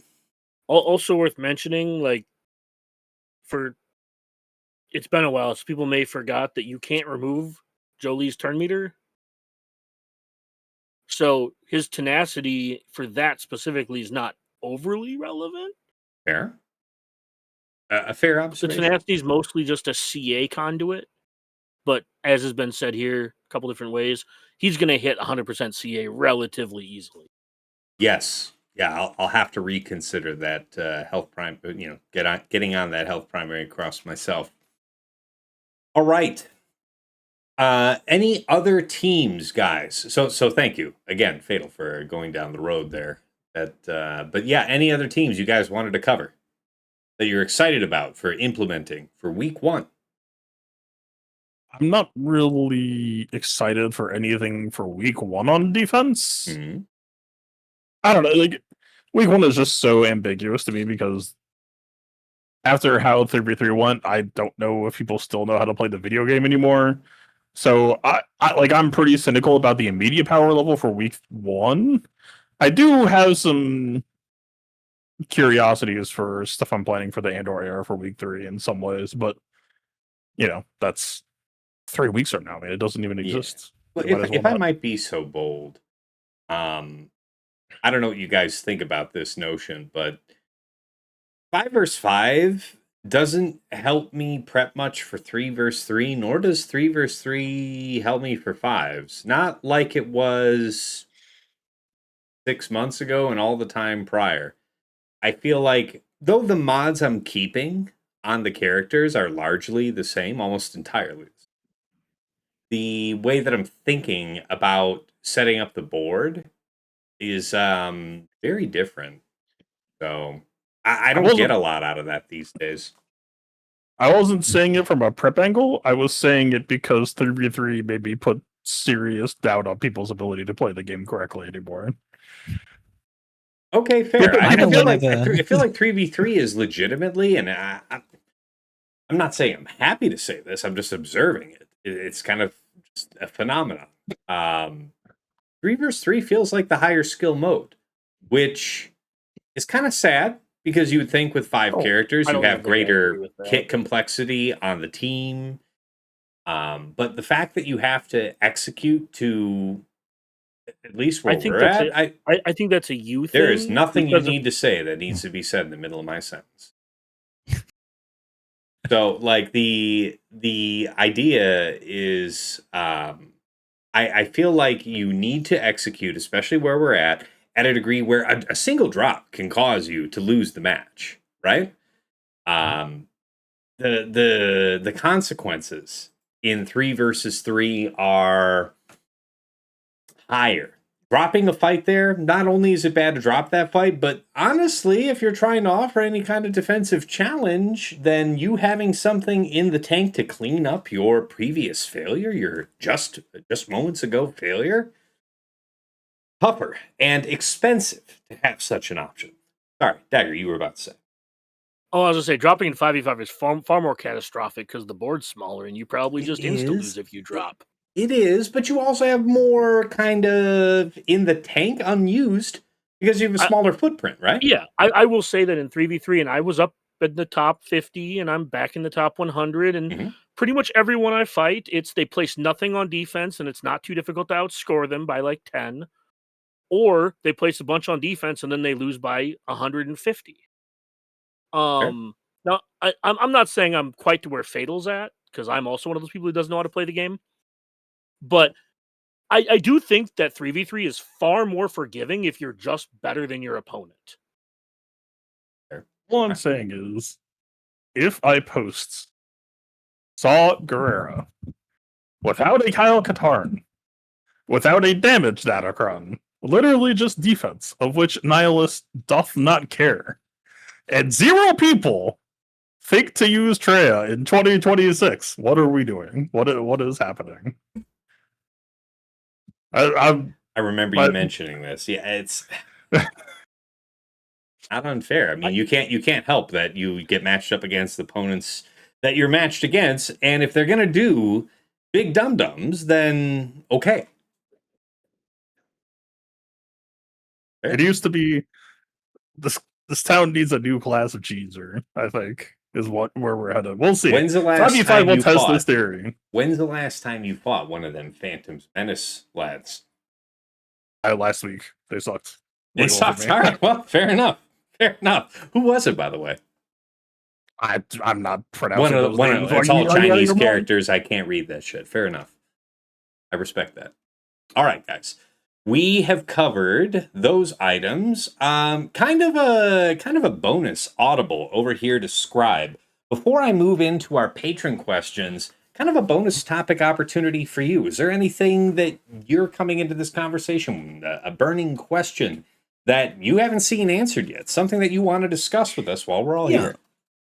I mean, like, obviously, you fine gentlemen on this call are of a crunchier nature than I am, to a certain degree, I would say. You know, I hover around 3,800 in skill rating, something like that. I did a big dum-dum, okay? So I finished off the round of 5v5. The last week I went 3-0, and then I went 3-0, and then I went 3-0, and then I forgot to sign up for GAC, and it made me very sad. But I've heard some people talk about Stranger on defense in particular. Where I hang, a lot of people tend to use Satil right now to counter Stranger. You know, going with a 25% Termitacron, take out Starkiller, and then it's kind of a walk from there, right?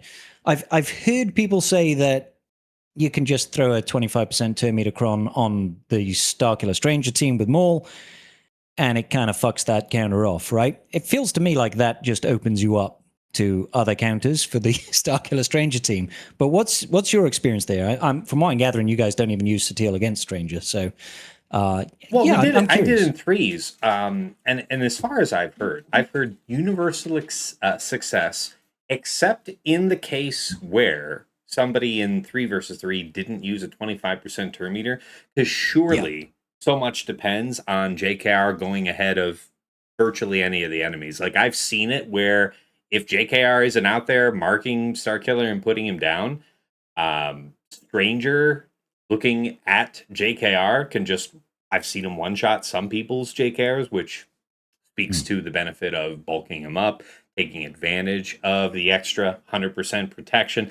A lot of folks are not thinking about how to tailor the mods of the supporting Old Republic characters around Satil to maximize their survivability. Because the long-term future of Satil versus Stranger, I question, because it's buoyed by the 25% light side turn meter. 100%. If you don't have that, I doubt the reliability. Maybe not impossible, but I doubt. Let's say the rest of the room. I think in 3v3 that's probably true. I think in 5v5 they might have enough tools to not care. True, because you've got Jolie and the unpreventable revive. So you're thinking about, like, oh, Jolie, well, what about the permakill from Spider Maul? But, you know, you might forget that Satil provides for unpreventable revives. So, yeah, that's a fair point. And if you bring Sortie as a 5th, he can't look at JKR and decide to disappear him. I would just point out, if you're dead set on running Starkiller Cron, and you're like, oh no, the light side turn meter is gonna kill me, you could just not use the Starkiller Cron. There's like 2 or 3 sets with dark side turn meter. It's good. I believe in you. True. Scandalous you don't have secret. to pull the team to offense. I didn't see a single Stranger on defense last season, even though it would have literally won people some rounds. It's gonna be okay. Hosts of a fucking team. Put the team in the bag, man. A team has never been more telegraphed to be meant to be posted on defense than this one. It's really funny. It's really funny because I think that might be one of the last things people think about, but it is incredibly obvious And I'm not surprised that anybody here would remark on that, but yeah. Some part of me hoped to catch somebody off guard off that in week 1. Now we've given away the game. Damn you, Fit.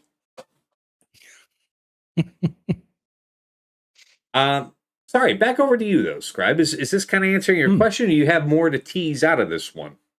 Yeah, no. That's kind of it, really. I'm just wondering, more broadly speaking, do you guys still set Stranger on defense, or are you taking for offense these days? Or what are you thinking glad you for asked fives? because Fatal actually discussed this here in the week 3 wrap up of 3 versus 3.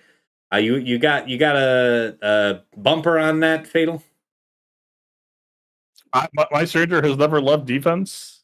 My view on it is, if my opponent wants to donate me their Satil for my Stranger, I am going to smile and shake their hand and thank God that it wasn't used on one of my better teams. Okay. So what we definitely, that notion is, like, if you specifically don't feel you need it for offense, you should keep it on defense, because almost assuredly most of your opponents are going to be reserving their Satil for offense. And if it plays out in 5s as it did in 3s, assuming you can manage Jolie and whatnot, then okay, fine. But then they're still only going to 65 that. They're not going to 66, 67, 68, something else. And absolutely, opponents thinking to reserve their Stranger for offense, knowing that Satil was live. I punished a couple opponents this season who had thought that they were better off saving it. Like, I was able to get more, greater than nominal max banners fights against them than they were to get able to get against me. So surely you're not trying to, like, even in 3 versus 3, we're used to thinking about, man, when like Wampa can solo a team, when there's something around that allows Wampa to solo a team, I'm not trying to leave a defense that is allowing something like that in 3s. Certainly, we're looking to deny as many over banner opportunities in 5 versus 5. So, what would you say, guys? Ray Swallow Ezra with the Chodocron is the only use case that you're actually sweating thinking about keeping Stranger for?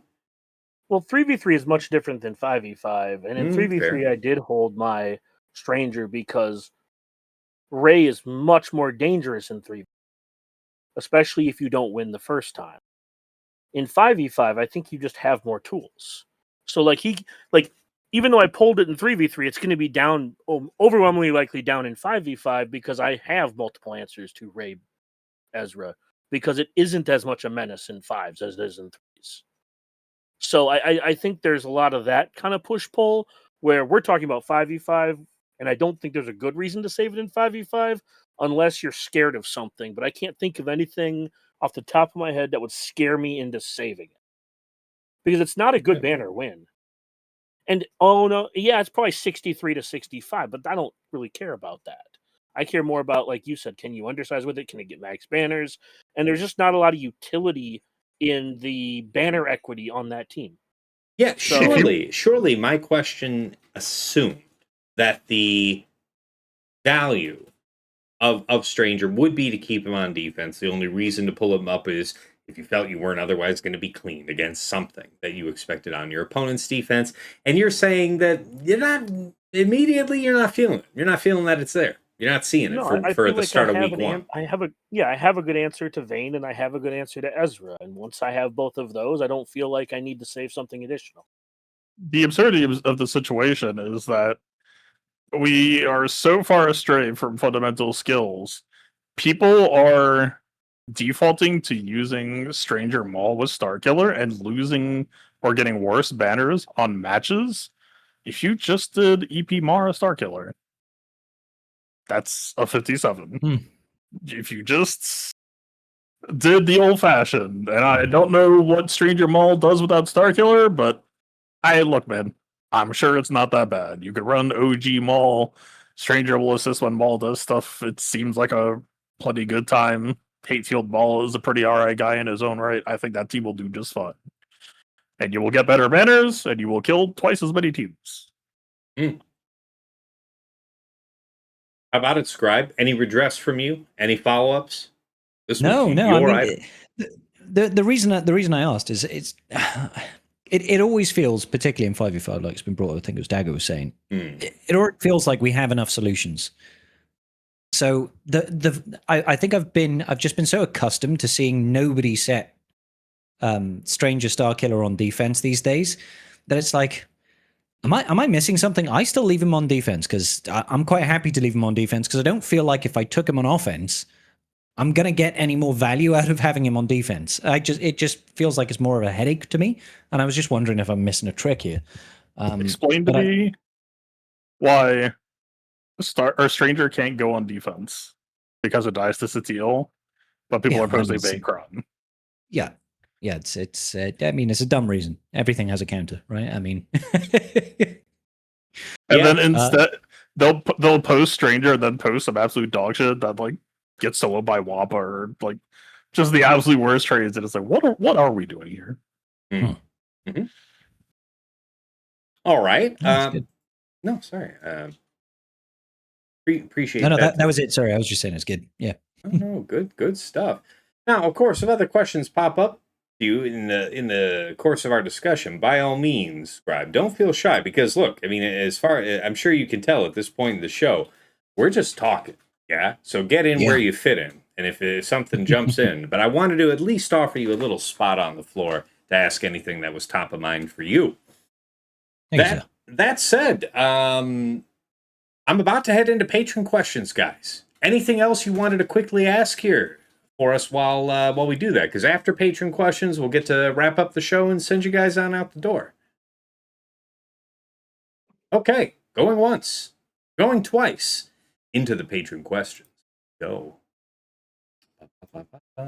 Really quick, TJ, you're on mute, so I don't know if you've had stuff to say, but you. Boy, if he has been, or if Sasha has been, sucks to be them for the last, I don't know, 15 minutes. But I appreciate Dagger at least asking the question. Hey, by the way, no, I think it's been pretty well covered. And then when it comes to things like that, when we sat at the end, when it came to it, I'm still going to post Stranger on defense because I fully align with if you're not going to steal Stranger, you're going to steal something else, and I'm not giving you that opportunity.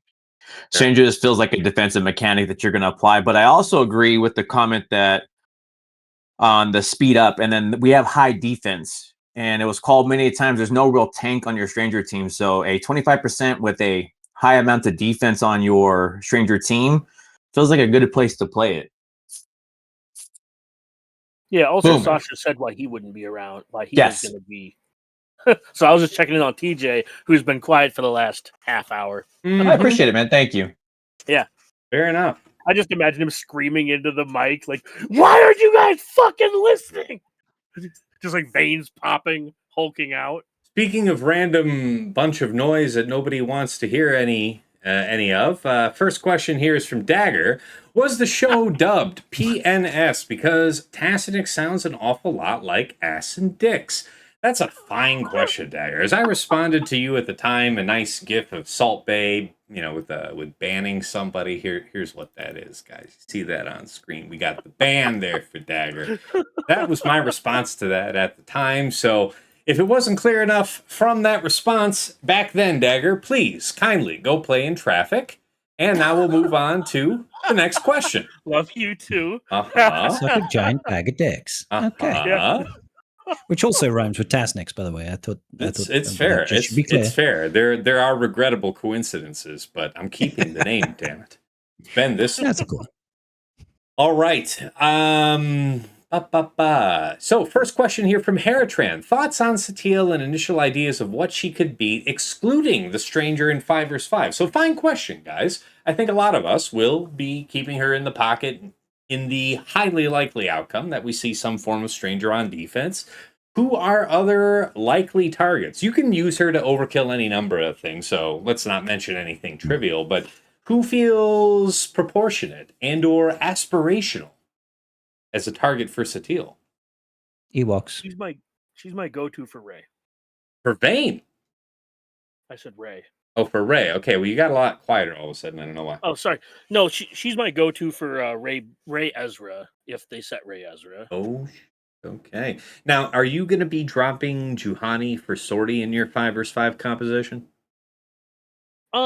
I have a couple people I have a couple questions on that. I Yeah. was gonna pick Fatal's brain on it because I know he's a lot higher on Juhani than I. All I right, don't know. directly under the bus with you, Fatal. What say you about the I'm ideal just 5 curious vs 5 to composition? why Juhani over Sortie? Sure, fine. Every Old Republic Jedi that exists assists and does true damage with the Omicron. Therefore, I would like to do damage. So, Even against Rey, where they go into DI with just 4 of them? That's fun. I mean, look, to be honest, I'm not really planning to do Cecile against Rey. I think that team is ass. I'll use cheaper shit. Okay. Well, what cheaper shit works? Like Queen? I've struggled with Queen versus Ezra.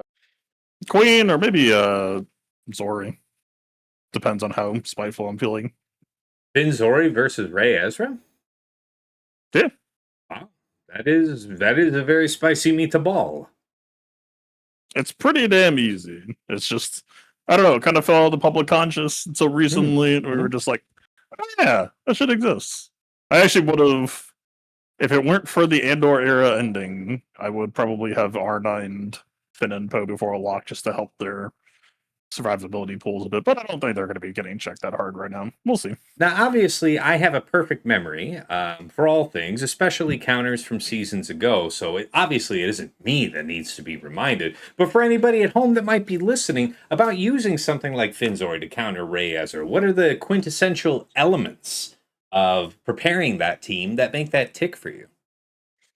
Get inspired off of Rey, and then you can kind of just drool on your phone until everybody gets it to lock and gets stunned. And then Rey does an ult. And then if you are built correctly, you survive that ult. And then you can drill on your phone again for the next 2 minutes, and then they all fall down. This is an incredible response because that implies there's no amount of mod or Datacron preparation required to make this. No, it's you need to go first, but it's not necessarily too bad to do so, and then you need to survive real. So it's a speed and a bulk check. When you say you need to go first, you need all of your guys to go before any of your guys. So it needs to be the scenario where you have a 25% and they do not. Is that what we're saying? I don't remember the exact speed lines. It's largely just going to be whoever your fastest is versus whoever their then's fastest is. But if everyone's addicted to Chotocron, then it's not going to be too hard. You could actually cut down on your speed budget and still be okay. But okay, so you're basically saying that as long as your team is faster than the non-Galactic Legend Ray people on her team, you should be good. As long as either yours, I mean, it should be a Finn because I think. Okay, if you have Rose Omicron, it kind of sucks. Wait, Chotocron has crit avoidance, so I don't get fucked for having Rose Omicron anymore. Oh my god, I love Chotocron. I hope everybody uses it. God damn. For the longest time, having Rose Omicron actually made the counter harder because you fed Inspired. It was god awful. I have had some good experience in the past with Rose Omicron, but I can't throw it all of the hate. But I can throw it a fair heaping helping. Fair. But that's no longer a problem anymore. No, I mean, it's anyone who's played Zori, I mean, you know, right? You do a Finn turn, swap to Poe or whatever. You Poe get rid of the foresight and crit avoidance on Rey, and then you do a Finn combo or a Zori turn, whichever comes first, and you're pretty much off to the races. I don't know if people have the most blazing fast. I'm not being flippant here. It's really not a mechanical counter. Like it's Zori. You are Zori comboing out the entire time. The only real mechanical execution to it, I would say, is there is something to be said for killing people a little bit too quickly. If you're just like, I don't know, it's only really a problem if it's like I would lose sometimes if I was fighting like an R7 Rey or something where she just like fell into lock before she lost Inspired, and you're like, oh shit. But yeah, I don't know. I like it sounds more daunting than it is. The hardest part is really just like, again, do you have Rose Omicron or not? Do you have good relics and like a decent to solid health Datacron or not? Because the resistance bros do not have protection. Fair. No, I appreciate that. Thank you. Now, I mean, this is definitely an offshoot of Hera's original question. So, again, aside from fighting Stranger, is there anything else that you think is, high prey for Satele on offense? Dagger gave us Ray, and that's where we just went for a few minutes. Anything else?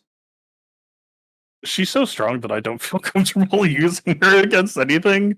And then I get to 5 teams remaining, and I'm like, I guess you're killing Wookiees today. I don't What know. a privilege, though, because I agree. In the last couple of rounds of 3v3, I found that I was using her to overkill, and that's a happy accident. I'll take that every time. I fear I did the people same using thing. it. I'll be honest. So, like I was just thinking, oh, maybe they'll hide Stranger Starkiller on the back wall, and then they don't, and you're like, well, she will stomp anything here. I'll just not use her and use like the 6 other teams that I've still got for offense. It's like, well, I Yeah. don't need her for Ahsoka. I'm just going to use Great Mothers there, and I don't need her for this. I'm just going to use Queen Yeah. there. Yeah, I think what we're really I'm grabbing a drilling beer, down sorry. is that I think what we're really drilling down is what I said back when Tass asked what we were excited to use. And the reason I'm not excited for her is just, I mean, obviously she's the new thing, so it's going to be fun to use her. I'm being a little disingenuous, but we just have another buzzsaw. Woohoo! Offense easier. And I'm sorry, we had to take a quick pause there, Dagger. We had to interrupt you there. You were saying. Oh, yeah. I was just going to finish off that kind of thought process by saying, because we have all these new toys for offense, that means that the things you weren't going to use, you can put on defense. But people won't do that because they're bad. Or Guilty as certainly charged, overly yeah. cautious is a temptation for week 1. Sorry, somebody was about to say. My answer. You I was go just first, saying Brad. I'm guilty there. Yeah. I'm guilty of being terrible. And yeah, particularly when it's the first week of 5s. I don't know about anybody else, but I feel like I forget how to play the game when it's like 5v5 first week, 3v3 first week, particularly with a new set of Datacrons. It's kind of like, how do we GAC again? What's the stuff? So yeah, I tend to perhaps not set the sternest of defenses and end up with far too much for offense at the end. Oh, yeah. I'm a giant pussy in 3v3 week 1. Don't want to set anything I think I might use. 5v5 is a little different, though. TW gives me a lot of practice. Sure. Well, some practice when I play my own fights. For the people who are immediately going to run to the comments and make fun of me. The thing I would put out, and I'm saying this for myself as much as for everyone else, but I pretty strongly believe this. If we are saying, okay, Satele is insane, when should we use Satele? Why should we use Satele? I think Satele has very, very strong underdog capabilities, or like undersize. And that she also has very, very good mana repair. So if we are just talking basic fundamentals of should I use Satele or this other team, like we're saying who's the fit that we should be using, I don't think Juhani's adding that much. I don't think you necessarily need that fifth Mass Assist. I don't think you really need Sortie that often either, unless you're just like in the stranger matchup and like super scared. But frankly, I feel like even if my Revan dies or whatever, Jolie can just patch up and I can try to stabilize off of that. And that will probably be alright too. I think 4-man, it sounds like an absolutely stable core. And I wouldn't be shocked if a lot of the things that Satele is going to be doing could probably be a 3-man. It was just, hey, we were doing it in 3v3. I think a 4th or 5th man in that picture. Yeah, man, it's more people to die to the true damage. It's more people to die to the true damage mass assists. Like, yeah, come on through. The water is nice. Yeah, it definitely feels like a 4-man team. I don't want to say it's a complete 4-man team, but the 4 people together, tank, like you have your engine, your tank, your support, and your healer, and then all the damage is just in her like leadership essentially. Yep. So yeah, I mean it really does feel kind of like a complete team with 4 people. And the reason why I kind of dismissed Juhani was because I don't feel like she added anything. And like you said, my initial thoughts were Sortie, because in the matchups where Sortie's good, Sortie's going to be good, but I don't know how many that's going to be. Juhani is literally just, when I press the Revan mass, I get an extra 20% protection true damage. That's like literally it. Yeah, which is what, like, oh man, like we're looking like the average Satil is going to be around 600k prod. 120k then. Oh, it's going to be what, like 600k after you do like the leadership plus the Datacron doubled, Mhm. right? So the you're true looking at damage is somewhere about 120 then. yeah per per character. character. Yeah. Right, so you're It's, looking at like those are okay numbers, yeah, that's kind of like what JML does on his inherited teachings. Poor Don't forget JML. light side bulk. Oh yeah. that And too. if we ever get light side bulk back, like LOL, If we get ever. fucked, everyone. We have light side bulk right now, Smile. I have a TM With prod. proc. Don't Total forget, there's proc protection on that. teams. Ridiculous. I'm sending a screenshot to the group chat. Yes, the health is a great shame to my family. Fucking sue me. It didn't roll. Let's put this. And you should be. And you Let's should show take this that shame. Fatal Cron here. It's set 27, light side, bulk level 3, 95.71% protection, 9.2% health. And Fatal, hang your head, please. By all Okay. means, Yeah. come on screen and show the shame for that 9.7. on the bright side, bullshit. that health is. I mean, it's a crap Datacron, really, isn't it? Mhm, Shit. mhm. That On the 9% bright ruins side, it. that health is a level 1 or 2, so you can roll that off. I am not spending. No, you should start over completely. Just How dare you destroy the walk in there? Datacron, start again. Yeah. That's what I'm saying. I do have to go Question, back and build. guys. That level 3, does that actually give 75% or is it Yeah. giving 60? 60. Is it? Did they fix it? They did. They apparently fixed it a while ago. Okay. When is Okay. a while ago? Because this would be news to me. Last week. Like a year or two, I think. I continued to believe in my heart of hearts that it was 75 for a long while after that, and that someone said like, "Nah, it's 16." And I said, "Okay," but I looked and it was 16. I I'm not trust you. fortunate, Gross. but it does appear to be true. That's why in 3v3 it's 30% health and protection, which is not nothing, but perhaps not exactly what you're looking for in a environment such as 3v3. Yeah. Fair enough. All right. Well, we definitely put our backs into that first question there from Heratran. Appreciate that, Hera. Good stuff. Next one. Rivet Song says, what will the splits look like for Rebel fighters with Luthen not getting access with Cassian? Going under the assumption that he will likely go with new Cassian regardless in 5 vs 5, what are the initial thoughts on the 3 vs 3 Rebel splits? Well, I don't really want to go into 3 vs 3 Rebel splits. It's that is an excellent question going into the preview episode for the next 3 vs 3 season. I would say the most useful part of this question here is addressing the plans for the 5 vs 5 comp of Cassian when he goes live in week 3. This will obviously be a topic when we're discussing in week 2, but since this viewer chose to ask here, any extraordinarily early thoughts? I know that much earlier in the show, Fatal suggested that Luthen is unnecessary here in the new Cassian team. Do you want to reiterate or re-summarize that here, Fatal? It's twofolds. I think Saw plus Luthen is a very high impact squad that continues to feel very good. And like, look, if I ever feel like, damn, I just have too many teams, then I will consider it. But my counterpoint to that is, Drogon Kron with Cassian, Vel, Santa Clea sounds pretty damn good. And I do not think that team normally belongs on defense, but the Drogon Kron, I'm like, well, I don't know. You give it 10% starting ter meter or whatever it is, like, I don't know. That's a conversation at least. Okay, so you're actually seeing Drogon in the new Cassian. It's a I don't know if it's good, but that will be my it's not week 1. That will be my first week attempts and see how that feels and go from there. I think kind of a stupid question. Sorry to cut into you there, but are all rebel fighters rebels? I believe so. Yes, I think so. I know the reverse is not true, like Mom Mothma, but I just want to double check because I did just pull up Drogon's level 9 here. It says all rebel allies, so I just thought I'd check. Yeah, Yeah, Mon Mothma is not Rebel Fighter for the turn meter part, I believe, but Rebel fighters are the Imperial troopers, right? All the Imperial troopers, I believe, are Empire.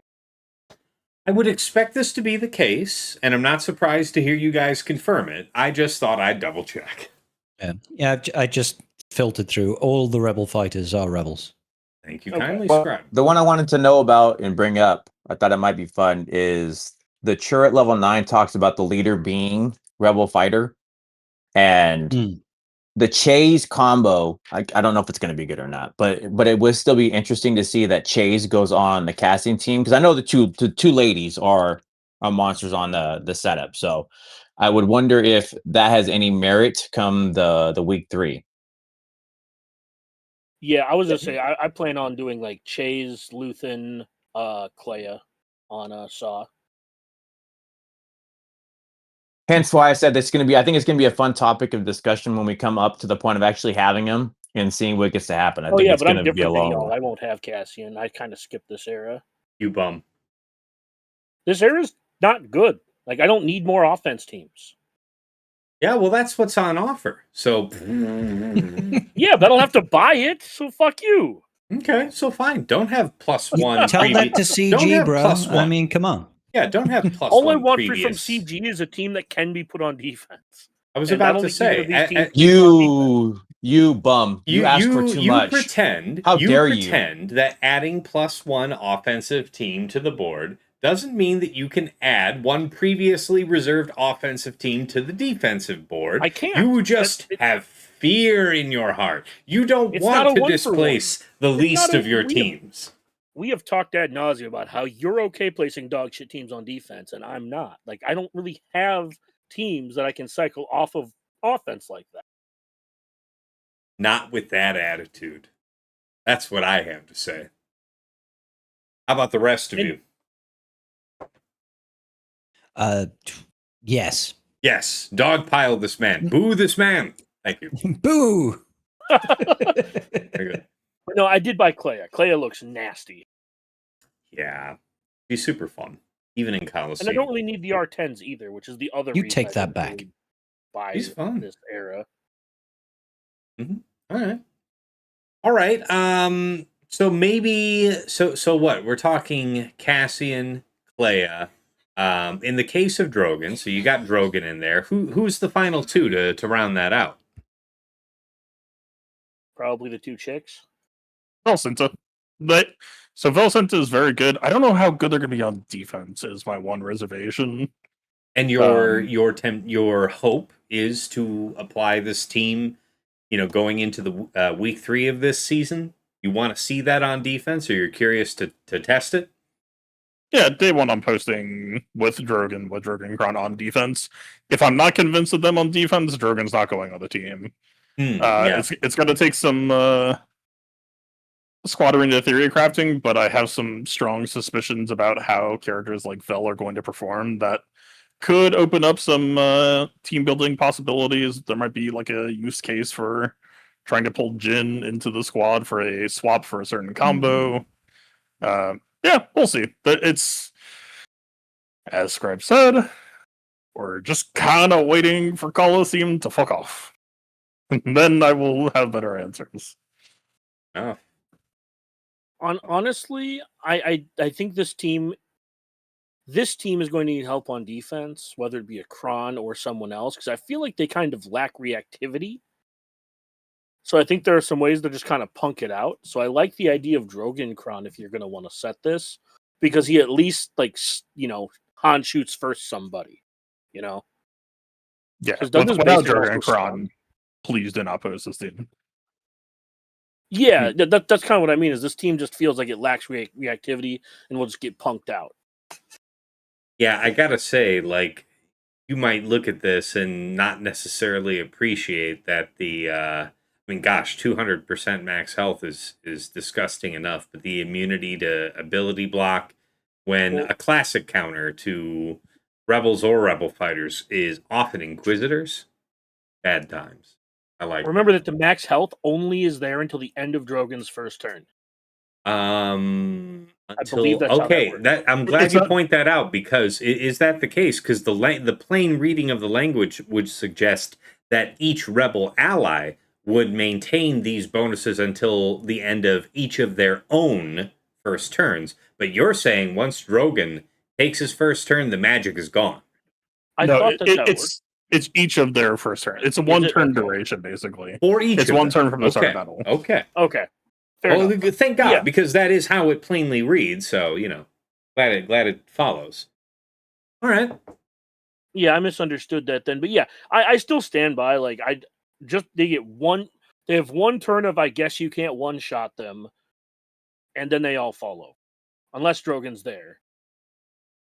All right. There's like small cutesy shit as well of like Clea gives people with keen stratagem or whatever it's called, taunting door and stuff like that, and then Drogon Kron gives everyone that to begin with. I don't know if that's gonna matter much for like a Cassian lead situation.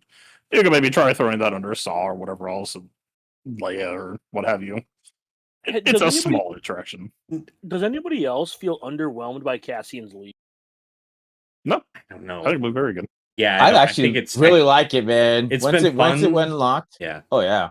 it's been fun so far, and I don't have any real. Nobody does any real experience to tell you otherwise. I Right. guess like it's been fun in Coliseum. It feels extremely powerful. Like I'll tell you this much.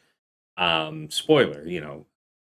Swapping in the new Cassian unit to be the leader of your Coliseum squad is like a 5-fold increase in No the way. damage done. Like it's Wait, you're it's telling insane. me that a group of characters having a leader actually makes them do something? It's surprising. I don't believe you. It's surprising, guys. You guys need to hold on to your hats. When you have an It's- Hold on ability to your that butts. helps, you guys need to stop It's and a really lot. think about It's a this. lot. When you have an ability versus none, Yeah. it's so much more fun for some reason. Like it's like, oh, this does things. It's crazy. I mean, all smarm and snark aside, there's a difference between doing 2.5, 3 times the damage because of a nice leadership versus straight up like not less than 5 times. So Yeah, it's huge. It's not just a leader, to be sure. It's an effective one. I think we've got something there. Yeah, I mean you're doing like 40 to 100% more damage based on your RNG. Like there is something. I think the relevance to the question though is that a defensive leadership, and I'm sure that's the one that everybody's looking for. It's also the keyword for you, Dagger, is that yeah. keyword. Does this work without having interaction by a human being? Yeah, like when I read his lead, I'm like, this is a lot of stuff to say that they'll die to Imperials or BKM. Insert good team here. Fair. I don't know. I could be wrong. I hope I'm wrong. I hope this team is good on defense. Well, I this team think to be good on given defense. the idea that if you're willing to commit Drogon, this is hideous because again, whether it's rebels, rebel fighters, if it's Saw, if it's Leia that you're accustomed to seeing on defense, when you're thinking about the counters that you're typically bringing against them, so much depends on who you can either decisively control or just outright kill in the first couple of turns of play, right? I doubt your ability to pull off either convincingly with 200% health on one side and then immunity to ability block and fear on the other. That's a sufficient narrowing of options that I think that new team plus this Drogon level 9, I think we've got something. That's nasty. I mean, yeah. Come week 3. It Be probably honest. just ends up being Balin that beats it pretty cleanly. I think it's still going to go down pretty easily. Like the fact that TM is so heavily in Crons right now kind of makes it pretty unfortunate because it's like, okay, Drogon gives you 10% and they're running 25. I'm just doing it because I need to do it because that's who I am and that's how I play. I am not saying that other people should do it. I'd be okay with it having to be, I'm scared of it, I want to overkill it. I'm okay with the sentiment that I've never played it, and for that reason alone, yeah, Leia lightens up a little bit, but you go in and you've overused what would have been like an easier counter. That to me is good. Now, obviously, the next week after that is something different. Yeah, Cassian Drogon's going to be bottom front week. I already see it. It's going to happen. People are going to be just enamored by the new team and slamming it on defense, and it'll die to something random almost immediately. Actually, now that I say this, I may have just talked myself into solid looting Clay Jurgen. I'm gonna be honest. Yeah, that's the His whole own reason words have caused Yeah. the stirring. Wow, he's Yeah. getting really meta on you guys here because here's the thing. You know, we all want to share ideas that are good, and there are ideas that are good that we may end up indeed using, and then there are ideas that sit in the small pot, the pot that sits behind the big tall pot, the pot that you're not meant to see, the pot that we're trying to use in the first couple of rounds of the week, and Fatal, you know, brought you behind the scenes into the kitchen, showed you back over the stove, looked over the tall pot, and showed you the little pot. If Lights and Terminator was in set, I think Cassie and Jurgen had potential, but yeah, it's just CG's printing Terminator like popcorn, man. I don't. What can you do? That's fair. That's fair. It is a good idea. But yeah, Dark Side turn meter skews things. We're not accustomed to having it. Great stuff. And All right. Dark Side teams have so much CC. Like, not being immune to stun is such a kick in the dick. Fair. Fair. All right. Next question here from Magicon. Any changes for how to mod JKR, or still the same as always now that he goes with Satil? We covered this along with some of my changes that I made in the very earliest part of the bod when we were talking about our remods and relics for the week. I mentioned how I tuned them up. I slowed Bastila down such that she will be slower than the other four. That way, the bonus turn mechanic from Satil will gain the most probable value, and the least of her speed is squandered in this way. JKR, I have really enjoyed. Since I took him to Relic 10, I was able to have him at 80% special crit chance. I kept him in the crit damage triangle. But just seeing a handful of people getting piped by Stranger, going out ahead and just basically taking one good look at JKR, he was gone.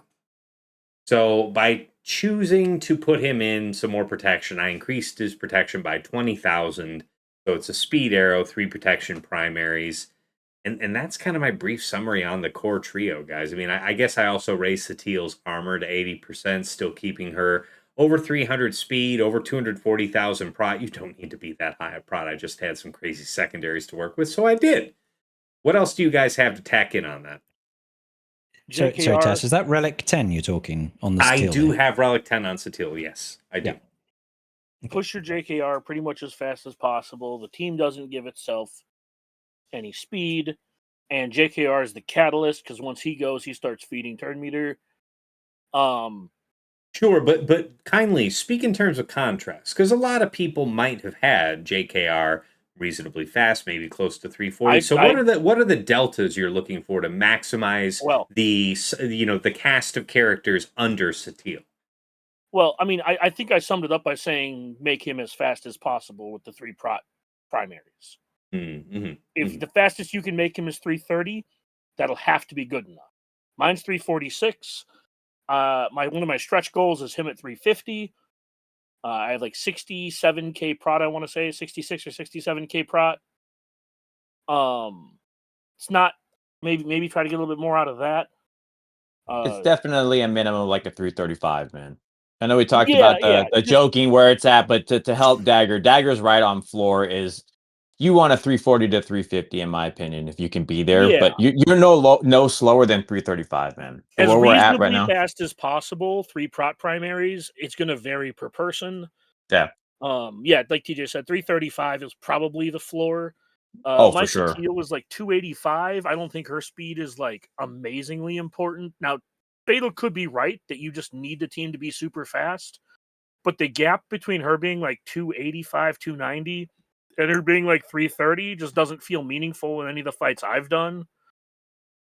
Jolie, I'm still kind of working out the kinks on for a good mix. I know Fatal said that the mix is not as important. I'm currently sitting at like 2 defense sets and a health set with like 130k health, something like that. I need to rework his mods a little. And then Bastila is going to probably end up somewhere around 240, 250. But again, like Fatal said, maybe they all just need to be in speed sets.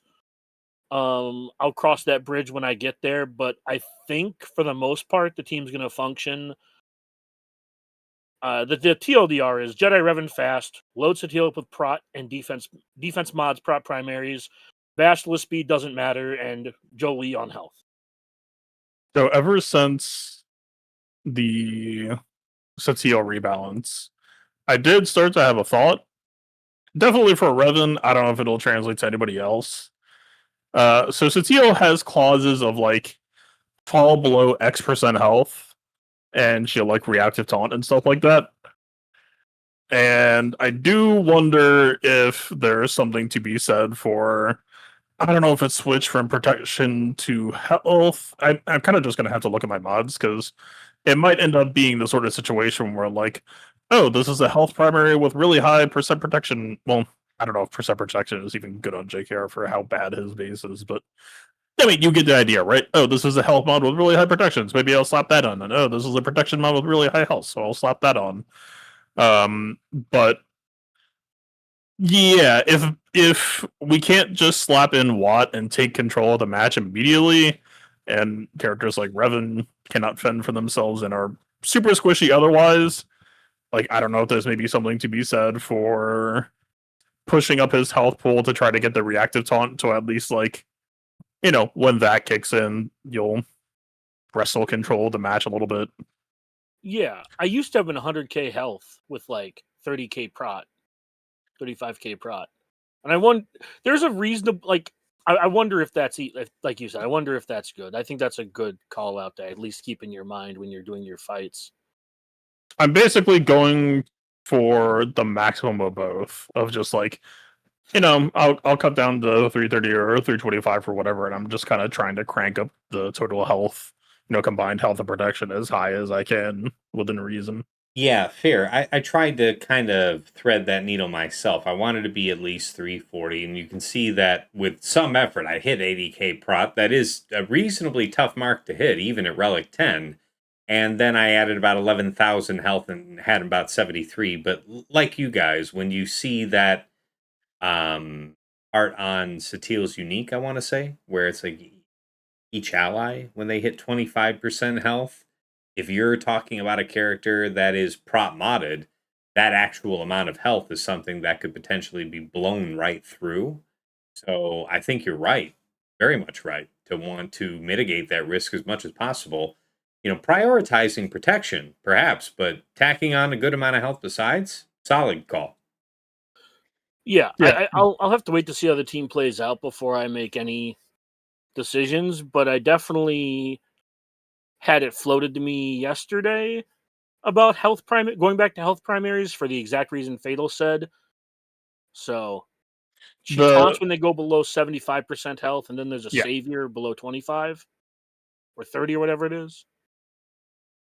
It feels like Old Republic is more honest now, and so in so doing, yeah, you have to start looking at Satele's Unique again and like maybe consider what that's going to mean for you. That probably also means Bastila is back into health sets too, health primaries too. I think she's kind of thick that I'm like less worried about it for her than him. But yeah, I'm planning to take a look at her and kind of even the distribution.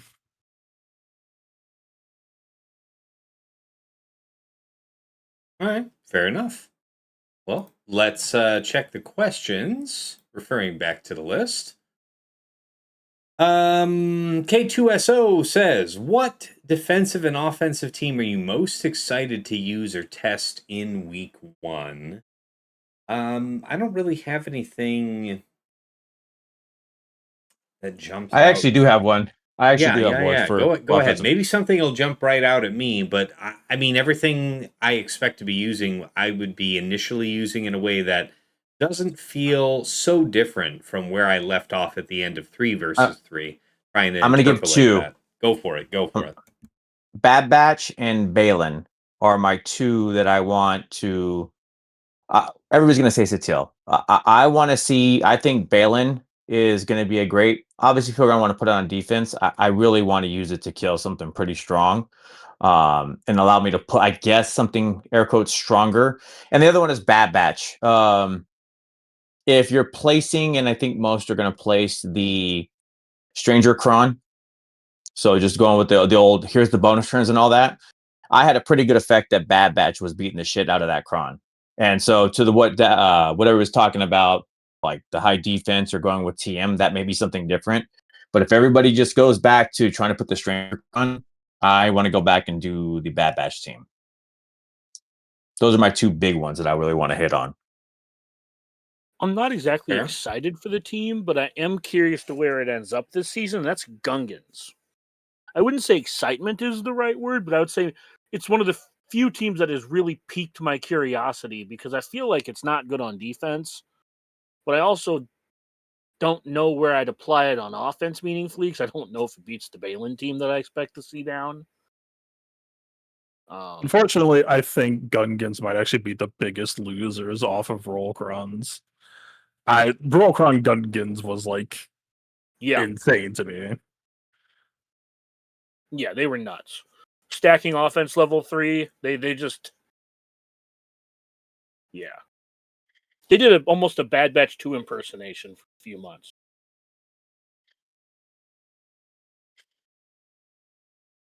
I can go for mine. I don't know where the target is because Vaincron exists and Vaincron kicked over my sandcastles. But I did realize a new alternate playstyle for the Wookiees that actually sounds like pretty cool and kind of promising. So I'm gonna have to figure out the exact clocking for that combo over the weekend and then have that ready to go. There is one extra R9 that would have been nice to have slipped in just because I do not trust this man to stay alive given past precedent. But yeah, sorry. You're going to have to wait. It'll be fine. Chewbacca is known to stay alive exceedingly well. Nothing bad ever happens to him. It's fine. It's so fine. It just he never dies. Never. But yeah, I am at least looking forward to having that.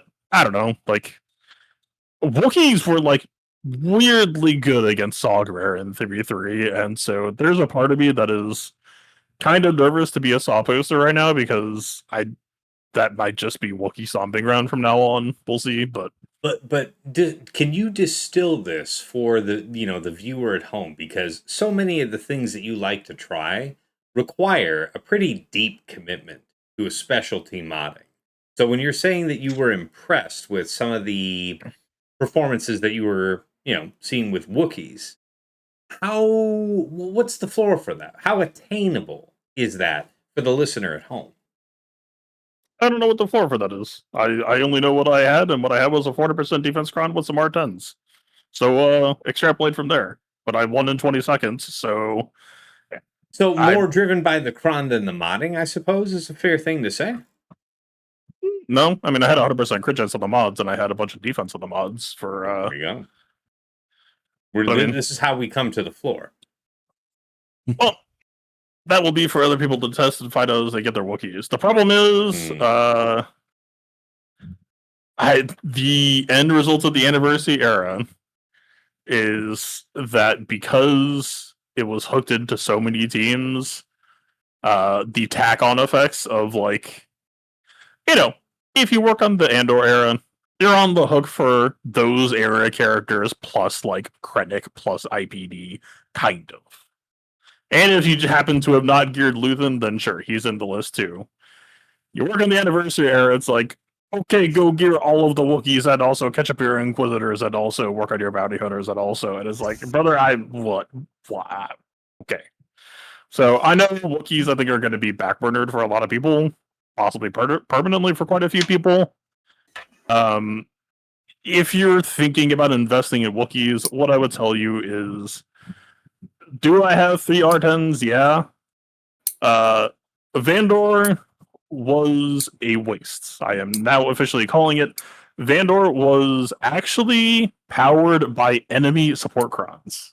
I figured it out. Support crons expired, and Vandor lost a lot of power. Yoda and Chewie I took to R10. Don't really need it. It's exceedingly okay at best. If you're interested in Wookiees, get your Zalbar. Try to get him to R9. If you want to R10, he's going to use it well. He's going to make it easier to reach 100% crit chance. That's like it. I appreciate that. That's what mattered for this all fight. Is just, you're building a Zalbar Spirit Bomb. Build them all. Exactly the type of thing I think the folks want to hear. Appreciate it. Who's got a clicking thing in the background? Am I crazy? Yeah, not guilty. But am I the only one hearing it, or am I probably heard it, but yeah, like I'm muted, so I'm slowly I giving into madness. I think it could be me. Fair enough. I have my mic off. Oh, sorry. Oh, I turn my mic on when I talk, so I don't know. Yeah, no, it's all right. Yeah. I can accept that I'm slowly slipping into madness. No, there was clicking. You're good. All right. Next question from Supermart. Well, this is a good one. With the Heracron, will it have any value to take on Inquisitors with Bad Barris or any other decent teams? How about that, Dagger? Your specific call out. We come back to it here. So we did address this earlier, but again, if you wanted to give the the 30-second elevator pitch on your position there, Dagger. I think if someone wants to block Phoenix, they can do so pretty easily. I think the problem with that is that it opens it up to other counters. So I think the Heracron is worth getting just as a threat to show you can do it and to dare your opponent to set Barris Ninth Sister instead of 7th. And then you just Malgus it. Anybody have something to tack onto that? Oh. Yes, I'll 100% be trying it because I want to see if I can rock it regardless of whatever's on the team. So I want to see if I can break the idea that you can't be Phoenixed. So Dagger proposes a suitably thick couch to blunt the attack of the Phoenix. To which TJ replies, "Fuck your couch." I will be the guy who's jumping and stomping on the couch if possible. Correct. Very Or good. just put Merrick there and tell TJ to go fuck himself. Fair. You can still say that, and I'm still going to try it again, even with Merrick on there too. So, of all the things, please put them all on there and let's see if it works. Fabulous. I definitely think that's for me. That's the decider, right? Like Marok to me fucks the Phoenix counter. Without it there, I think it's okay. But I'm more curious to know what Phoenix can be outside of that. With the Heracron in particular, because that's a decent chunk of power in that team now. It's not had. Like when you think about Phoenix, you don't think it really counters anything of importance outside of the wonderful heyday where it just stomped on Inquisitors until Marok came out. So I think if somebody doesn't put Marok on the team, I think that Phoenix absolutely beats Reaver, even with Inquisitor Barris. But I think it's funny, to your point, actually really good call out. I like the level 6s to combine with the Hera 9. The ability to take your team and do the out of turn attacks and remove 10%, basically focus on a target. You're going to send 5 people in each time. You could basically just control every person who's trying to move. So I kind of agree. I just use Inquisitors because it was always the base construct. Yeah, Hera's for the vast majority of people, if you have the Phoenix team up and running, you're going to be able to beat something because your opponent's going to set something bad that it will beat. As far as the level 6, the Riposte is by far, in my opinion, the best option. The TMR thing is like 10% TMR on a 25% proc. So I'm just not ready to flip multiple coins on getting any use out of a level 6. So I just go with the Riposte because it's pretty much guaranteed though, right? That's like why I'm saying it. No, that's not how probability works. But yeah, no, I know. Yeah. The idea though is they don't move. In layman's terms, yes, it's likely that you remove 10% TM every time you take a turn. But Riposte is better because they just die. But my concern with the Riposte, Riposte, whatever the terminology of the word is, they don't get to hit you or touch you. So you're just basically setting it up to not be used, which is why I was bringing it up. I could see the other ones as well. The defense up or the offense up, that or defense pen. That could be a good one as well. Basically, the whole point is you control the team the entire time, so they don't do anything to you. Is the point? Well, 10% TM is not a meaningful amount in my opinion, but I take your point. What I'll say is this: if you are an industrious Phoenix user, you will likely find a use for your Phoenix because people don't set real teams on defense. It's kind of sad that you're saying that because, yeah, considering the quality of team that's been displaced from the 5 versus 5 board, it is kind of surprising that Phoenix, irrespective of a Datacron boosting it, would actually end up having any kind of place. So, I mean, it'll beat things like BKM probably. People still place people that. will insist on setting that. Fair. There's a reasonable chance it beats like Mace, and I think people will set that. I think there's an outside chance it beats something like Great Mothers, and people are definitely going to set that. Sure. And it'll beat that Darth Vader team, the Duel's End, probably, and people are definitely going to set that. I'm just saying that there will be places for you to try to apply your hair, even if it's not Inquisitors. For sure. All right, let's run this back with a second question from Supermard, which is fair. Thought on the era with single tunes for several factions versus 2 new teams, and which you preferred. So I guess contrasting your feeling overall between the first era and this current one, which is coming to a close. Any kind of preference that you've developed so far? I would assume it'd be better to go in order on that one than just kind of chime in. No, sure. You know what, TJ, you're the boss. I appreciate it. I'll go ahead and step into the 4 on that one. Yeah, you know what? I'm enjoying a little whiskey on the side here, and yeah, I appreciate the positive encouragement. Push to you. All right, so I would say that I think I prefer the second one. I think that it's going to be less hazardous for me to do the remodding for this newest era than for the first. It wasn't that big of a deal. Either way, I want to say that up front because Dagger knows this for sure because of the amount of hours that I can spend on a given day just remodding for casual minor advantages. The amount of time that I spent remodding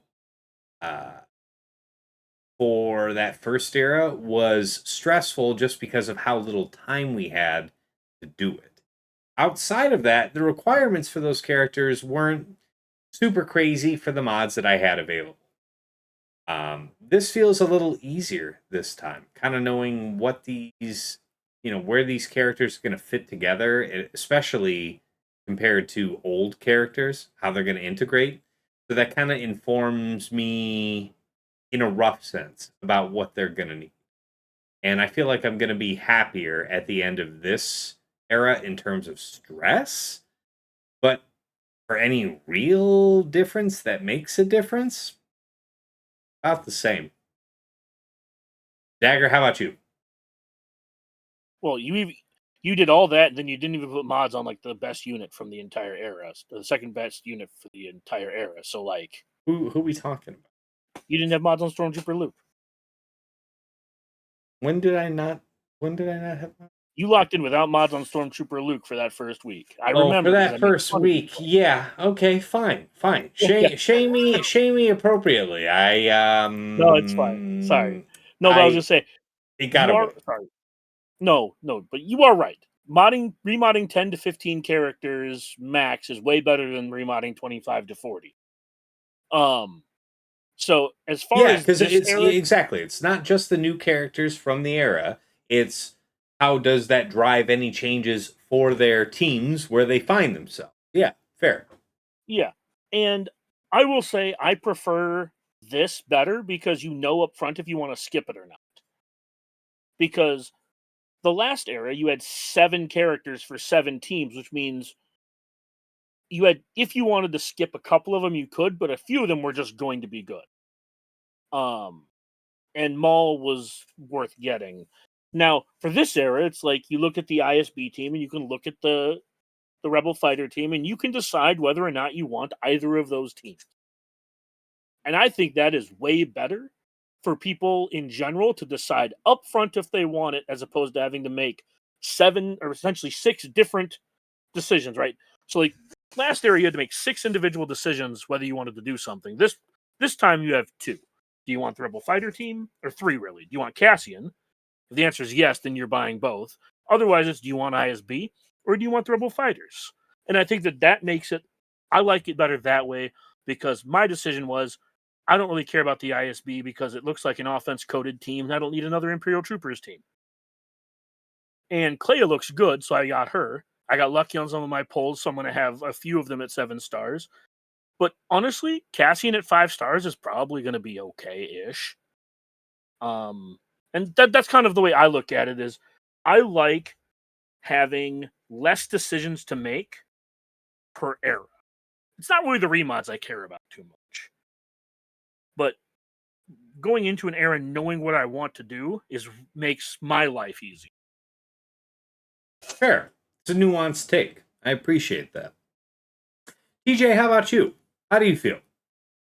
I'm actually polar opposite. I love this was show. far. Can I just say real I was quick? Can I just say far real more- quick? I love this show. I love that we can have all these wildly contrasting opinions here. That's Love that. Thank you, guys. Yeah. So for me, honestly, I loved the first era, not the chaos and not the unknowns.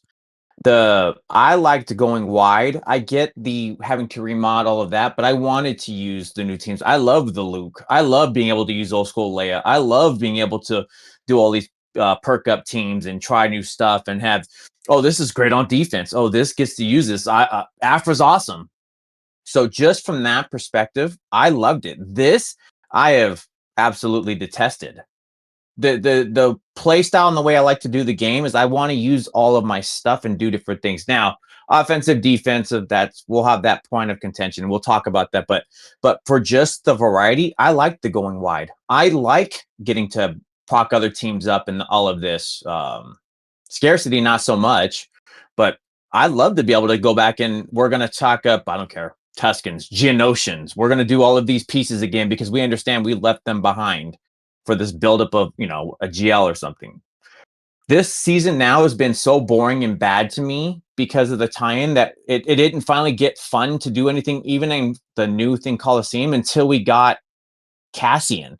Literally had to go through the entire era just to be able to do it. And then I got to use Cassian to see, even at 4 and 5 stars, like, oh, now this is finally actually doing something because we had no lead. So everything is just sitting there and you're just kind of waiting it out and waiting it out. It's great when you want to make a decision of, I'm going to pass on this because it looks boring. But man, I hope they do something maybe in the middle to catch us, but definitely the first one was way better for me. Oh yeah, I mean there were parts of both I liked, but as far as a lot of it distills down to having choices.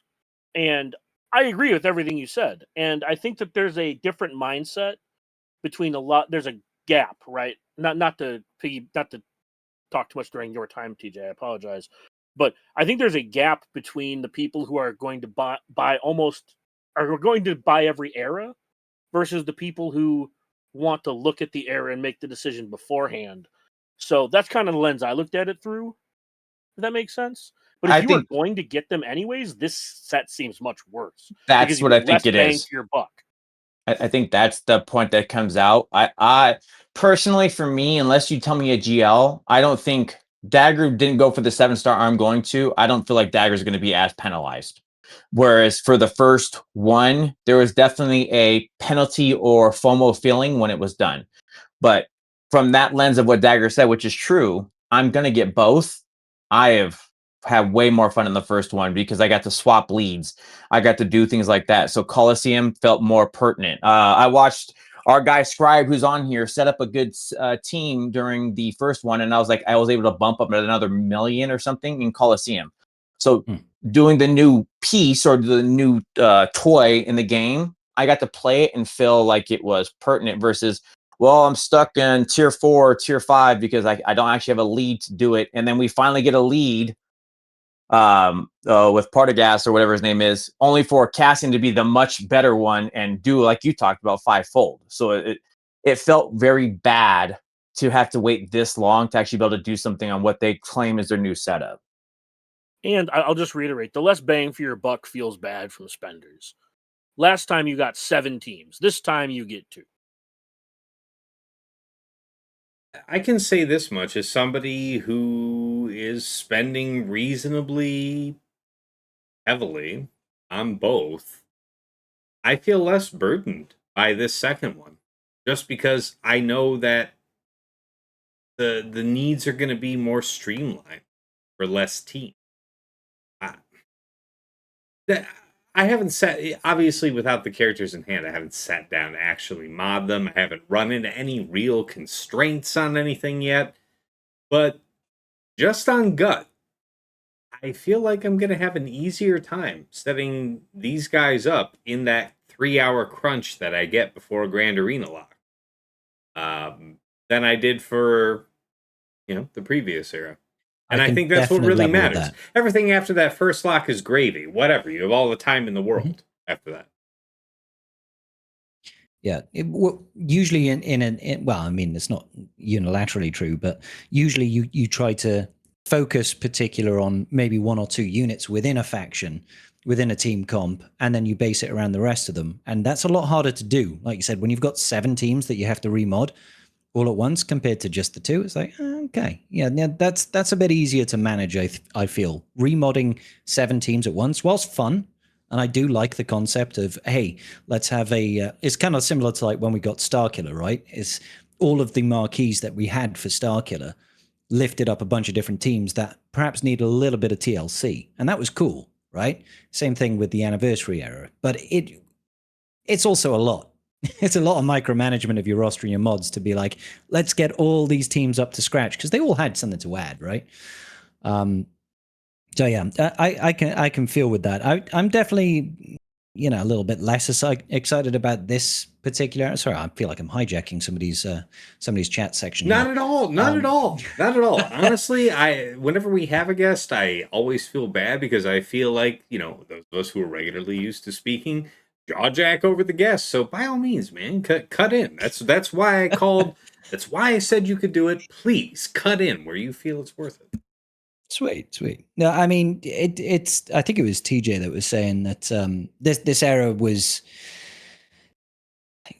We're what 5 out of 6 marquees in, and we've only just had a leadership to the entire, like to both, right? It's buses.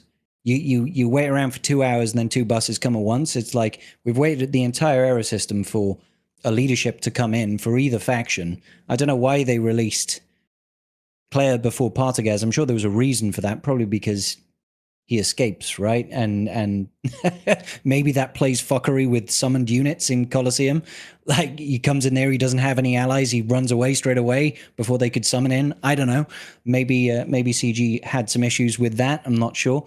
But it seems really weird to have no leadership in a Colosseum game mode until until 5/6 of the way through an entire era. That's just such a strange choice, right? And I don't know how the ISB really play in Colosseum because I pushed for Cassian, and I just make the assumption.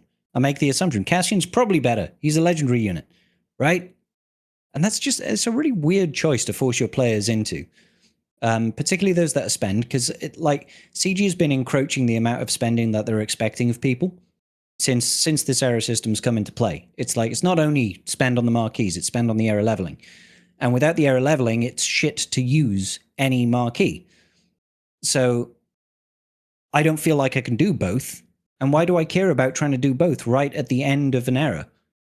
I don't know. It just feels a little bit backwards to me. I find it hard to enjoy this split. So no, wait. When you put it in those terms, I actually see the burden put on you in a way that I didn't see for myself. But do you think that this way in this era is more burdensome than the previous? In a week. Well, sorry to interrupt there. I mean, specifically in terms of we're going into week 3 of this season. All these characters are coming unlocked. You now have 3 hours until we're locked in for week 3. Which era do you think is worse to work with? I definitely think the previous era was worse to work with because because there's more volume. But I feel like the era system in general was more enjoyable in the anniversary. I know it sounds weird because it was complete fuckery. None of it made sense. There was no synergy between any of it, right? It was just his 6, 7 technically, if you can count Maul, right? His 7 disparate characters that have got absolutely no real connection or synergy. We've forced it by giving everybody every tag under the sun, right? Which, by the way, for the purposes of Coliseum, I'm completely cool with. Like, everybody was equally advantaged or disadvantaged, however you want to see it. And so, with a similar amount of investment to my peers, I was safely within the top 10, and I got what I was looking for. Back over to you. Yeah. So, like in that context, it was definitely harder to prep for future GAC in the first era, just because it's sheer volume. It's you're modding 3 times as many teams nearly, and that's a lot harder to get done in a short amount of time unless you were incredibly organized. And organization is not one of my strong suits, Tass. It isn't. I show up late and usually drunk, so it doesn't float with me. Listen. There's nothing for me to be proud of over here. Like, dead ass sober, Dagger knows I will spend 6, 8 plus hours sitting here on a random given weekday, like trying to eke out another 5% protection out of a certain character or something like that.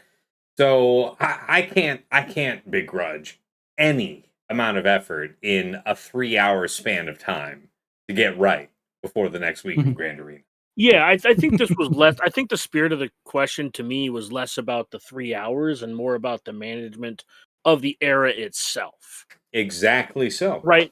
And I think this era, like, I actually liked the fact that we didn't have a leader to a degree. I got to figure out the kits. I got to learn more how they worked. This era specifically kind of gave us a window with every character to kind of learn what they did. If you were into that kind of thing, if they had given us a leader beforehand, we wouldn't know what the character did without the leader. And I'm not saying that that's good or bad. I'm just saying that that's something that I enjoyed from doing Coliseum, because I also like the fact that for like $50 I can just take top 10 the entire era and not have to worry about buying the characters. So it really boils down to, what do you actually want out of each era?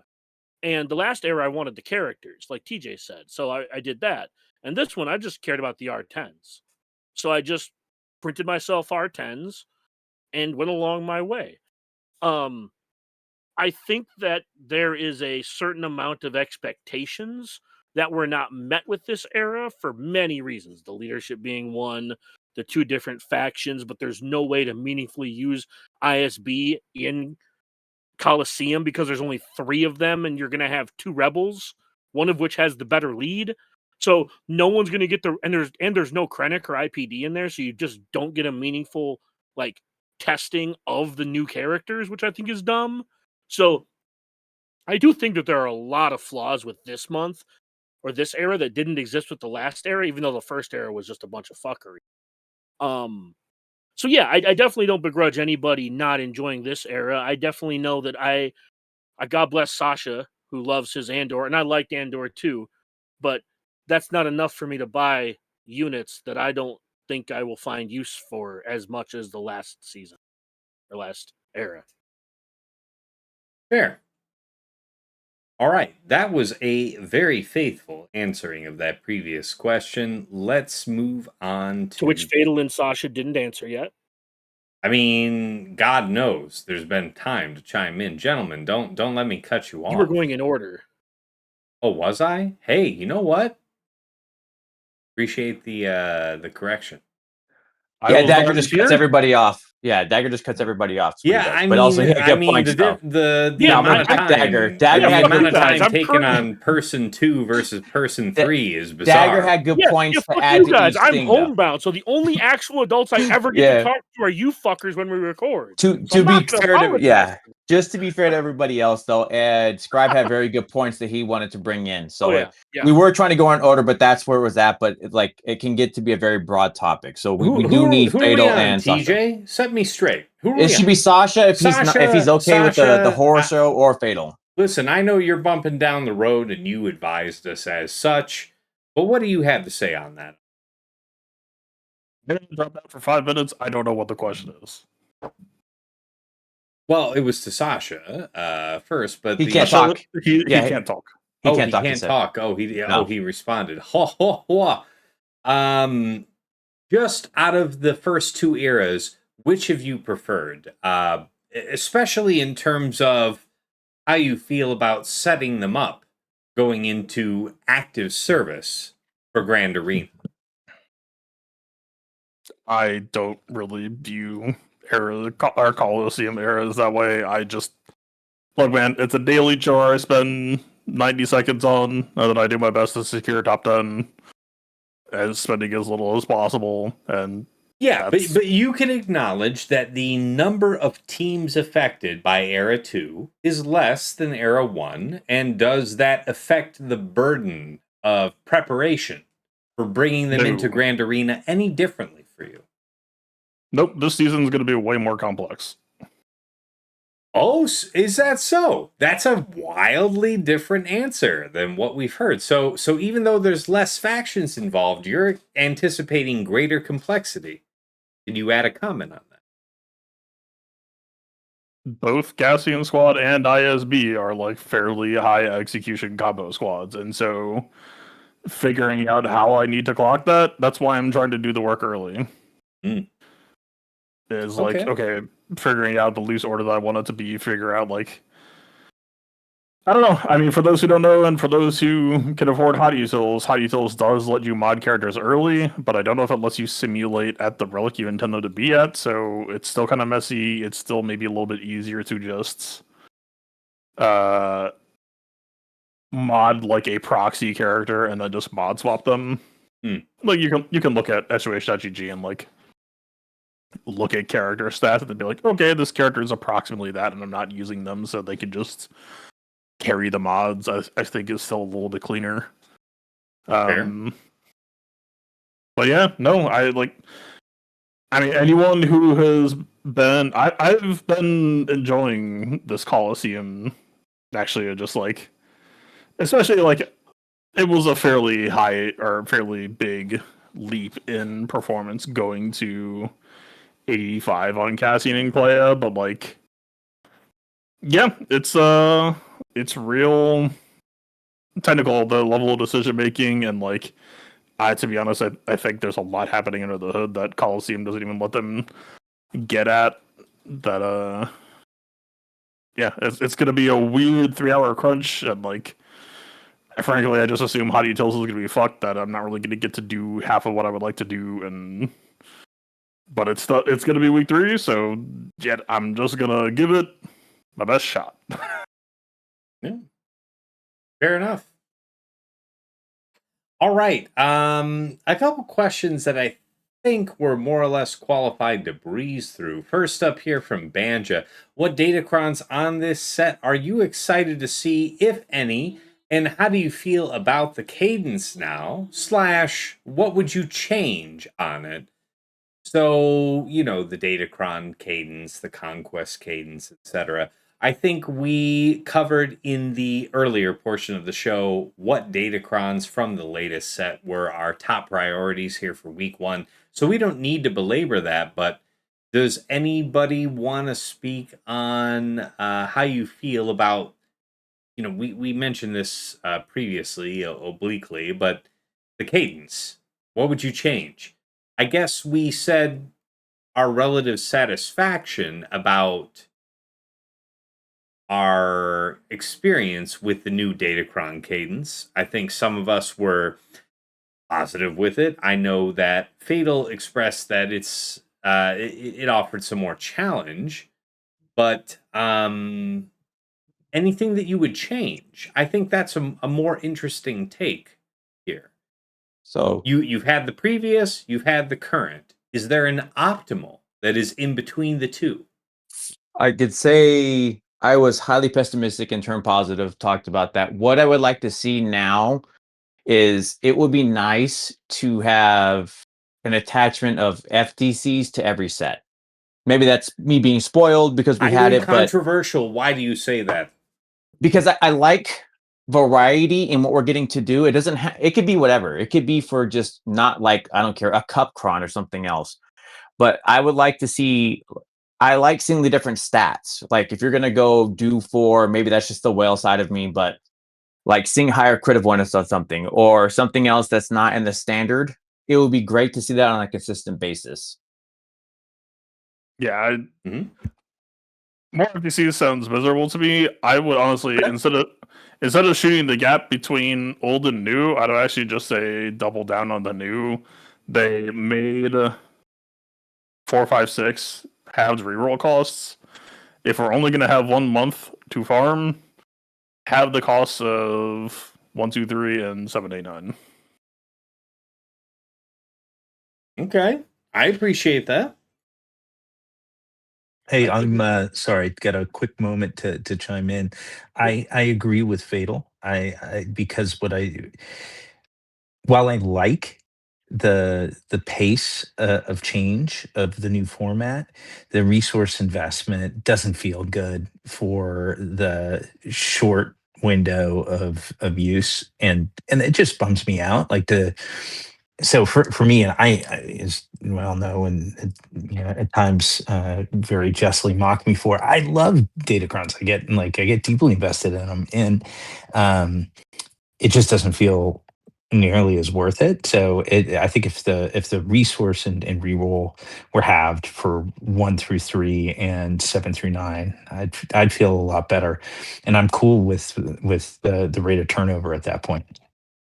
Yeah, I definitely would like to see them halved. I would also like to see like a cap of 2 focus datacrons per set. Maybe Sans and Era being a little bit more. Um, I do like the idea of having like one level 15 and one level 9 FDC per set because they do allow you to put more power budget per set into those because they sure are like ratcheting back the power level of the actual datacrons that we're farming. And especially now that we're not capping on cash anymore, we're not really, you know what I mean? Like we're in this cadence now where, and I like the change when they implemented it for the most part because I saw down the road a few months of what it would look like, and I thought that that was preferable to the current way. But I do agree, have the rerolls 1 through 3 and 7 through 9. There's no reason they should be full price.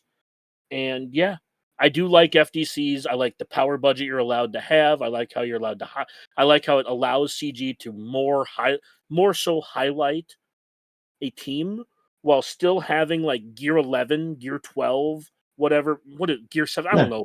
You know what I mean? Having really low investment levels to get people into crons, right? The reason I think that they're so cool to have every set is because the people who don't necessarily or don't usually go into Datacrons because they have gear 11 rosters can still use FTCs. And I just wanted to add it. I think the dagger points call it is fine and completely accurate. I'm okay with them dropping it down to like 2. I just would like to see it consistent of giving it. So, because I understand, I'm not trying to burden everybody with all of the additional materials, but if you know every time we get a new set, they're going to add in some FTCs, and it could be just a character breakouts on a team, right? Just changing things around. It adds to the fun layer because I'm okay to say that I generally am okay with the cadence now, and I walked in very, very skeptical. So just being able to see consistency would be great. fair. All right. Just Definitely. know that Please, FTCs coming out monthly is Sure. FTCs coming out monthly is wreaking fucking havoc on people who can't spend much or don't spend on Datacrons. That I would just be very, very careful. Well, what if we split the difference though? Like something, I mean, what Dagger said just a moment ago really resonates with me. Yeah. I prefer the nominal amount of budget planning that I can intuitively recognize for having a couple FTCs every set, as opposed to 0 FTCs some set, 4, 5, 6 for another. Yeah. That's where I would go with this. So even to your point of what you're saying, Fiddle, I can see it, and that's where I was like, yeah, I don't need 4 every time. Going like a 15 and then a 9, Dagger's right. That would be great. And then just I know think you're having getting two yeah. max. Yeah, that'd be fine. I'd be okay with I guess also just including the era setup being something different. But yeah, I don't think we need 4, 115 and all that, because you're right. Then that's basically inking everybody out. Mhm. But just 2, that would be great. I think that would be a lot of fun, because it's like, oh, what's this going to be this time? Yeah, have like 1 level 15 or 2 level 9s, or occasionally mix it up with 1 level 9 and 1 level 15. But don't do 2 level 15s. You can go fuck yourself. It's tough. Yeah. Yeah. But I do think that there is space to build one of those. Like, the reason I like them isn't for people like us as much, even though I think you can build more power budget into them. I like it more for the people, because I have some friends who play this game at a little bit lower level than us, and they love the FDCs. Whenever they announce a Datacron set and there's no FDCs, they're actively disappointed that there aren't crons that they know they'll get to use. And that makes sense. The originally announced design intention of FDCs was to bring a lower part of the game in terms of GP up into the part of the game that uses Datacrons. Fair. Like, when it comes to FTCs, I do wish it was more consistent, right? So that we actually can plan a little bit.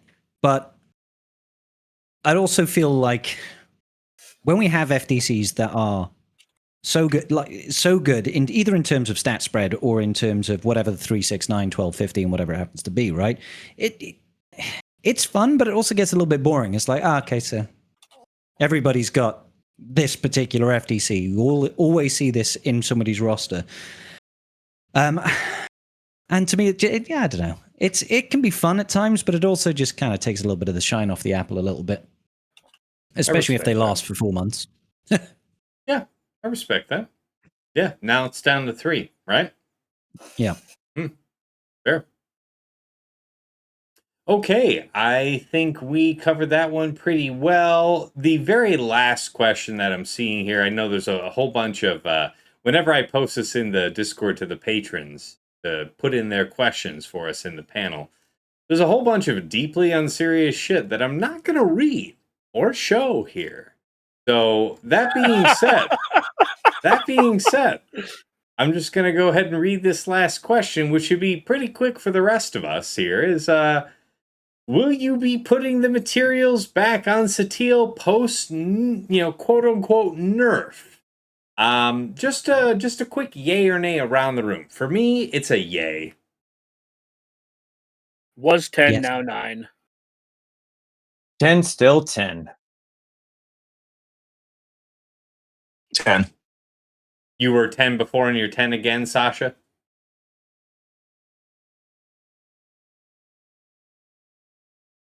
I'll just assume that's a yes.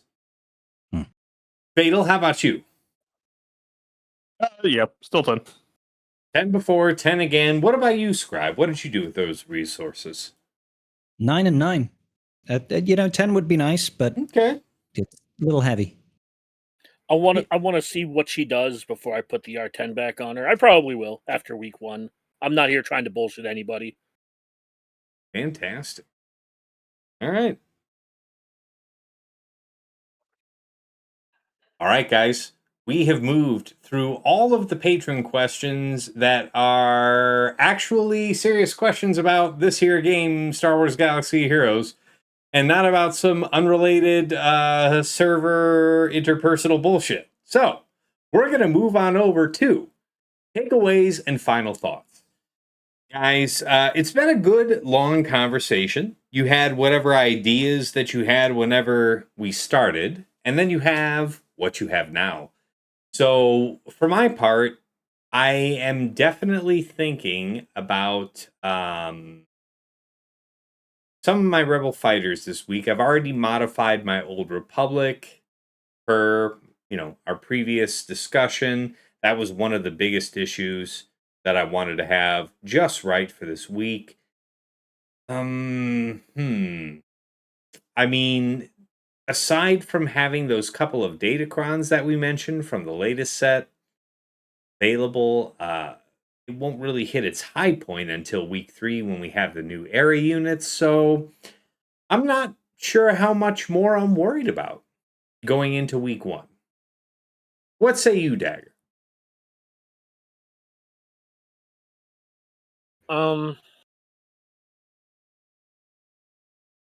I got to try to figure out what to move to defense. I got too much shit for offense. That's my either that or I just don't set anything and just keep doing the same shit I've been doing all 3v3, which is set nothing, massacre everything, and watch my opponents drop on my nothing. And I know that you've been living that dipshit, just bum ass sort of life where you've been prioritizing family and career over glory in a mobile game. So you might not have been experiencing this quite as acutely as the rest of us, but this is an old feeling. Yeah, we've been compressed on the 5v5 board for some time. So No, I'm saying that like my solution in 3v3 to not actually liking 3v3 all that much is to set nothing and just like, watch people drop anyways. Mhm. And that may in 5v5 I definitely like to play a more even-handed strategy where like my floor is really high, etc. And I honestly just don't know. Like it's hard to get motivated for GAC between the erodiums and the stagnation. That's the one thing the eras do is leading up to the end of an era. There's a lot of I really feel it. So I really agree waiting with for that. I agree with that. I really yeah, like do. these first couple of weeks here, I'm gonna be just waiting, chomping at the bit for week 3 to get On the other hand, any amount of like. Sorry, I don't mean to. no. But I'm cutting in on you. Go ahead. no, it's all good. I just want any amount of like change or variety because it's just the same shit. 3v3 is the same way, but 5v5 has that extra little like oomph to it because there are more teams like Zori that can just like punk something out, as Fatal said. So you have to really put more attention to detail into like your strategy. Fair enough. Yeah. Moving on to you, TJ. Your takeaways and final thoughts heading into this first week of Grand Arena. Yeah, I have a rough idea of what I want to do as far as the things that are going to go on defense. Unfortunately, we live in the world where it's 5v5, so it is pretty stale setting, and you keep getting more offensive tools. And I think it is just the high prep of we're just waiting for week 3 when we have all of the new stuff out, and then what do we get to do? And then the question of the Rebel Fighter comes into play for real. Um, Other than that, like I said, I'm going to stick to. I'm just looking forward to what I get to kill with the not so normal stuff, hopefully, and see what that gets to do. That if Bad Batch gets to do something more, that's kind of where I'm going to try to place my excitement for week 1. Dig that. All right, on over to you, Sasha Aisha. Your takeaways and final thoughts. Your last words here, getting ready for week 1. As I look back, I'm like, the last 3v3 season was just a non-event for me. Like, I go into the start of 5v5, and that's probably going to be the 1 month anniversary since I last had a legitimate match. So it's all still feeling kind of new to me. So I completely get, and what you guys said is spot on, that the era cadence can make the meta feel a little stale, but I'm actually just kind of enthusiastic to get a legit match in 5v5 and have an on-erodium. And I'm hoping that happens in the first couple weeks there again, which it should, and then get a chance to experience it before the Andor stuff comes flooding in. But Yeah, I'm excited for that. And then the other thing is I still kind of keep it in the perspective of like it all feels. Again, most of this is like vicarious and just watching you guys, the great content creators, and it all feels cooler and healthier than it did when we were in the roll crons. So like I feel I feel pretty good about stuff relative to where say like we were with Datacrons at 25. So um yeah, so I go in maybe unreasonably but with some cautious optimism that hopefully this is going to be a fun 5v5 season. So that's where I'm coming from, Tess. All right. Appreciate you, Sasha. Over to you, Fatal. Your takeaways and final thoughts. Yeah, we'll see. I'm gonna do what I'm gonna do, and I don't know. I think that this has the bones to easily be a cheese meta.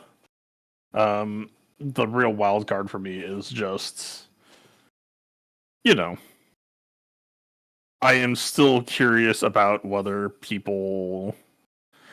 Something is happening, right? We've always talked in the past about like lost knowledge and people forgetting how to like play JML or something, and like stuff like that. And I wonder if this is going to be a small instance of that, of just like roll crons gave people 4 months off of having to do certain things, and a lot of Insight players might look at Insight and see something that was true for roll crons and it's not true anymore. And so I get a feeling that there is a non-zero chance that this could be a weirdly messy season, or not, or it's just going to be all very straightforward. We'll see.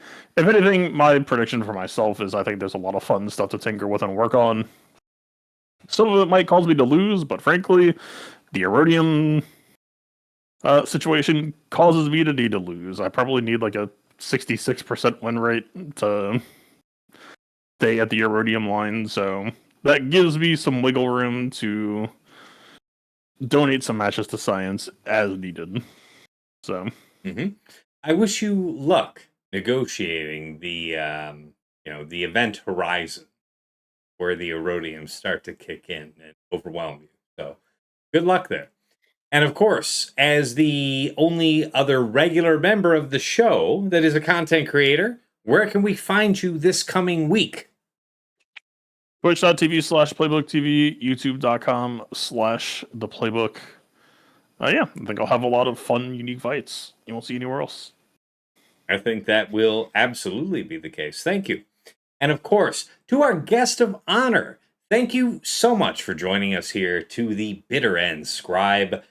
Your takeaways and final thoughts for the folks at home, and anything else you care to say to the people.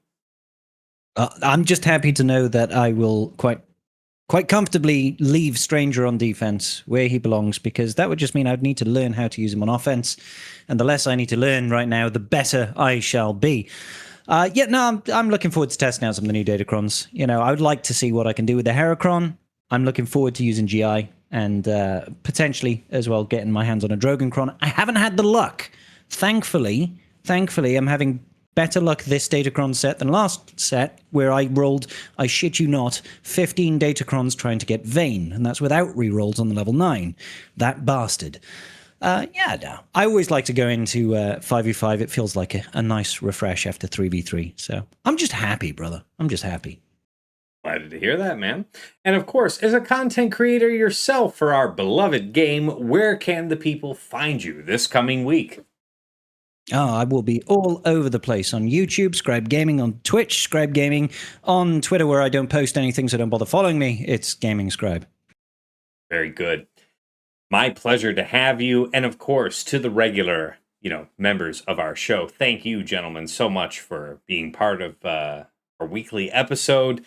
We are closing in. I got to tell you, we're about a month away from 3 years of plotting and scheming. It is such a privilege to continue to be able to do this with you guys. I appreciate the hell out of it. And I too am really looking forward to this coming week. Of course, if all of you folks at home are watching me, then you know that the place to catch me live is twitch.tv/Tassenix. You know that I'm also simulcasting from my YouTube channel, Tassenix Gaming, where if you've not been there before, check it out, because there's a whole bunch of Sogo-related content over there. Stuff like my How to Mod series about building up your mod collection from scratch, all the way through advanced topics. The mod guides on characters and factions you've asked about, my previous Grand Arena VODs with chapters added for easy browsing, and of course, a rebroadcasting point for this very podcast, Plotting and Scheming, which, no matter where you catch it, check the description. There is a link that you can use to plug it into your preferred podcast program and follow us that way. Anything that you enjoy over there on YouTube, please hit like, hit subscribe to the channel to see more.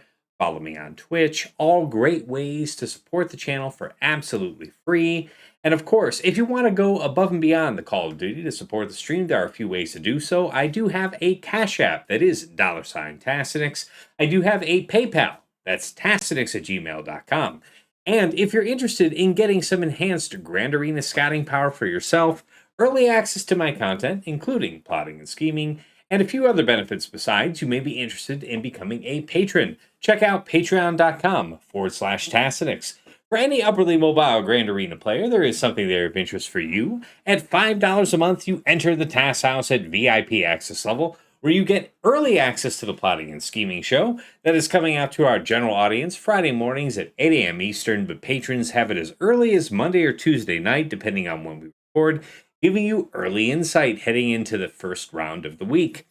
In addition, I will occasionally make patron-exclusive videos that you will have at least a month ahead of the general public, and of course, a dedicated text and voice chat on Discord where I am usually lurking, so pop on in and say hi. Thank you so much to all of my patrons here at VIP Access.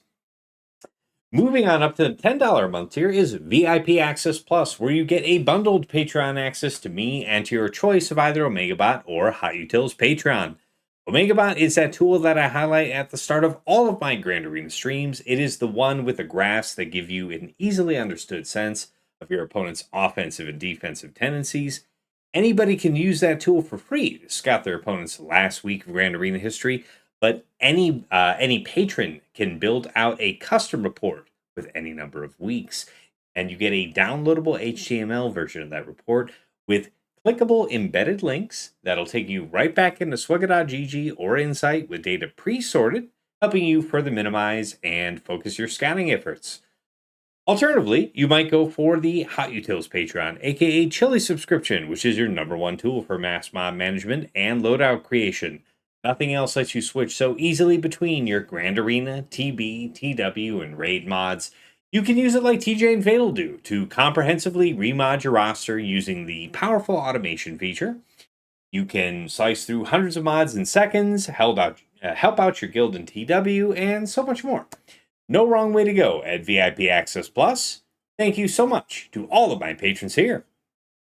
At VIP Access Premium, that is $15 a month for the Double Bot bundle. So Patreon access for me, OmegaBot, and Hot Utils all in one price.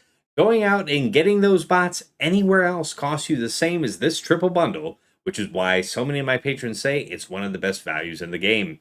Thank you so much to all of my patrons here at VIP Access Premium. I know you guys appreciate the double bots.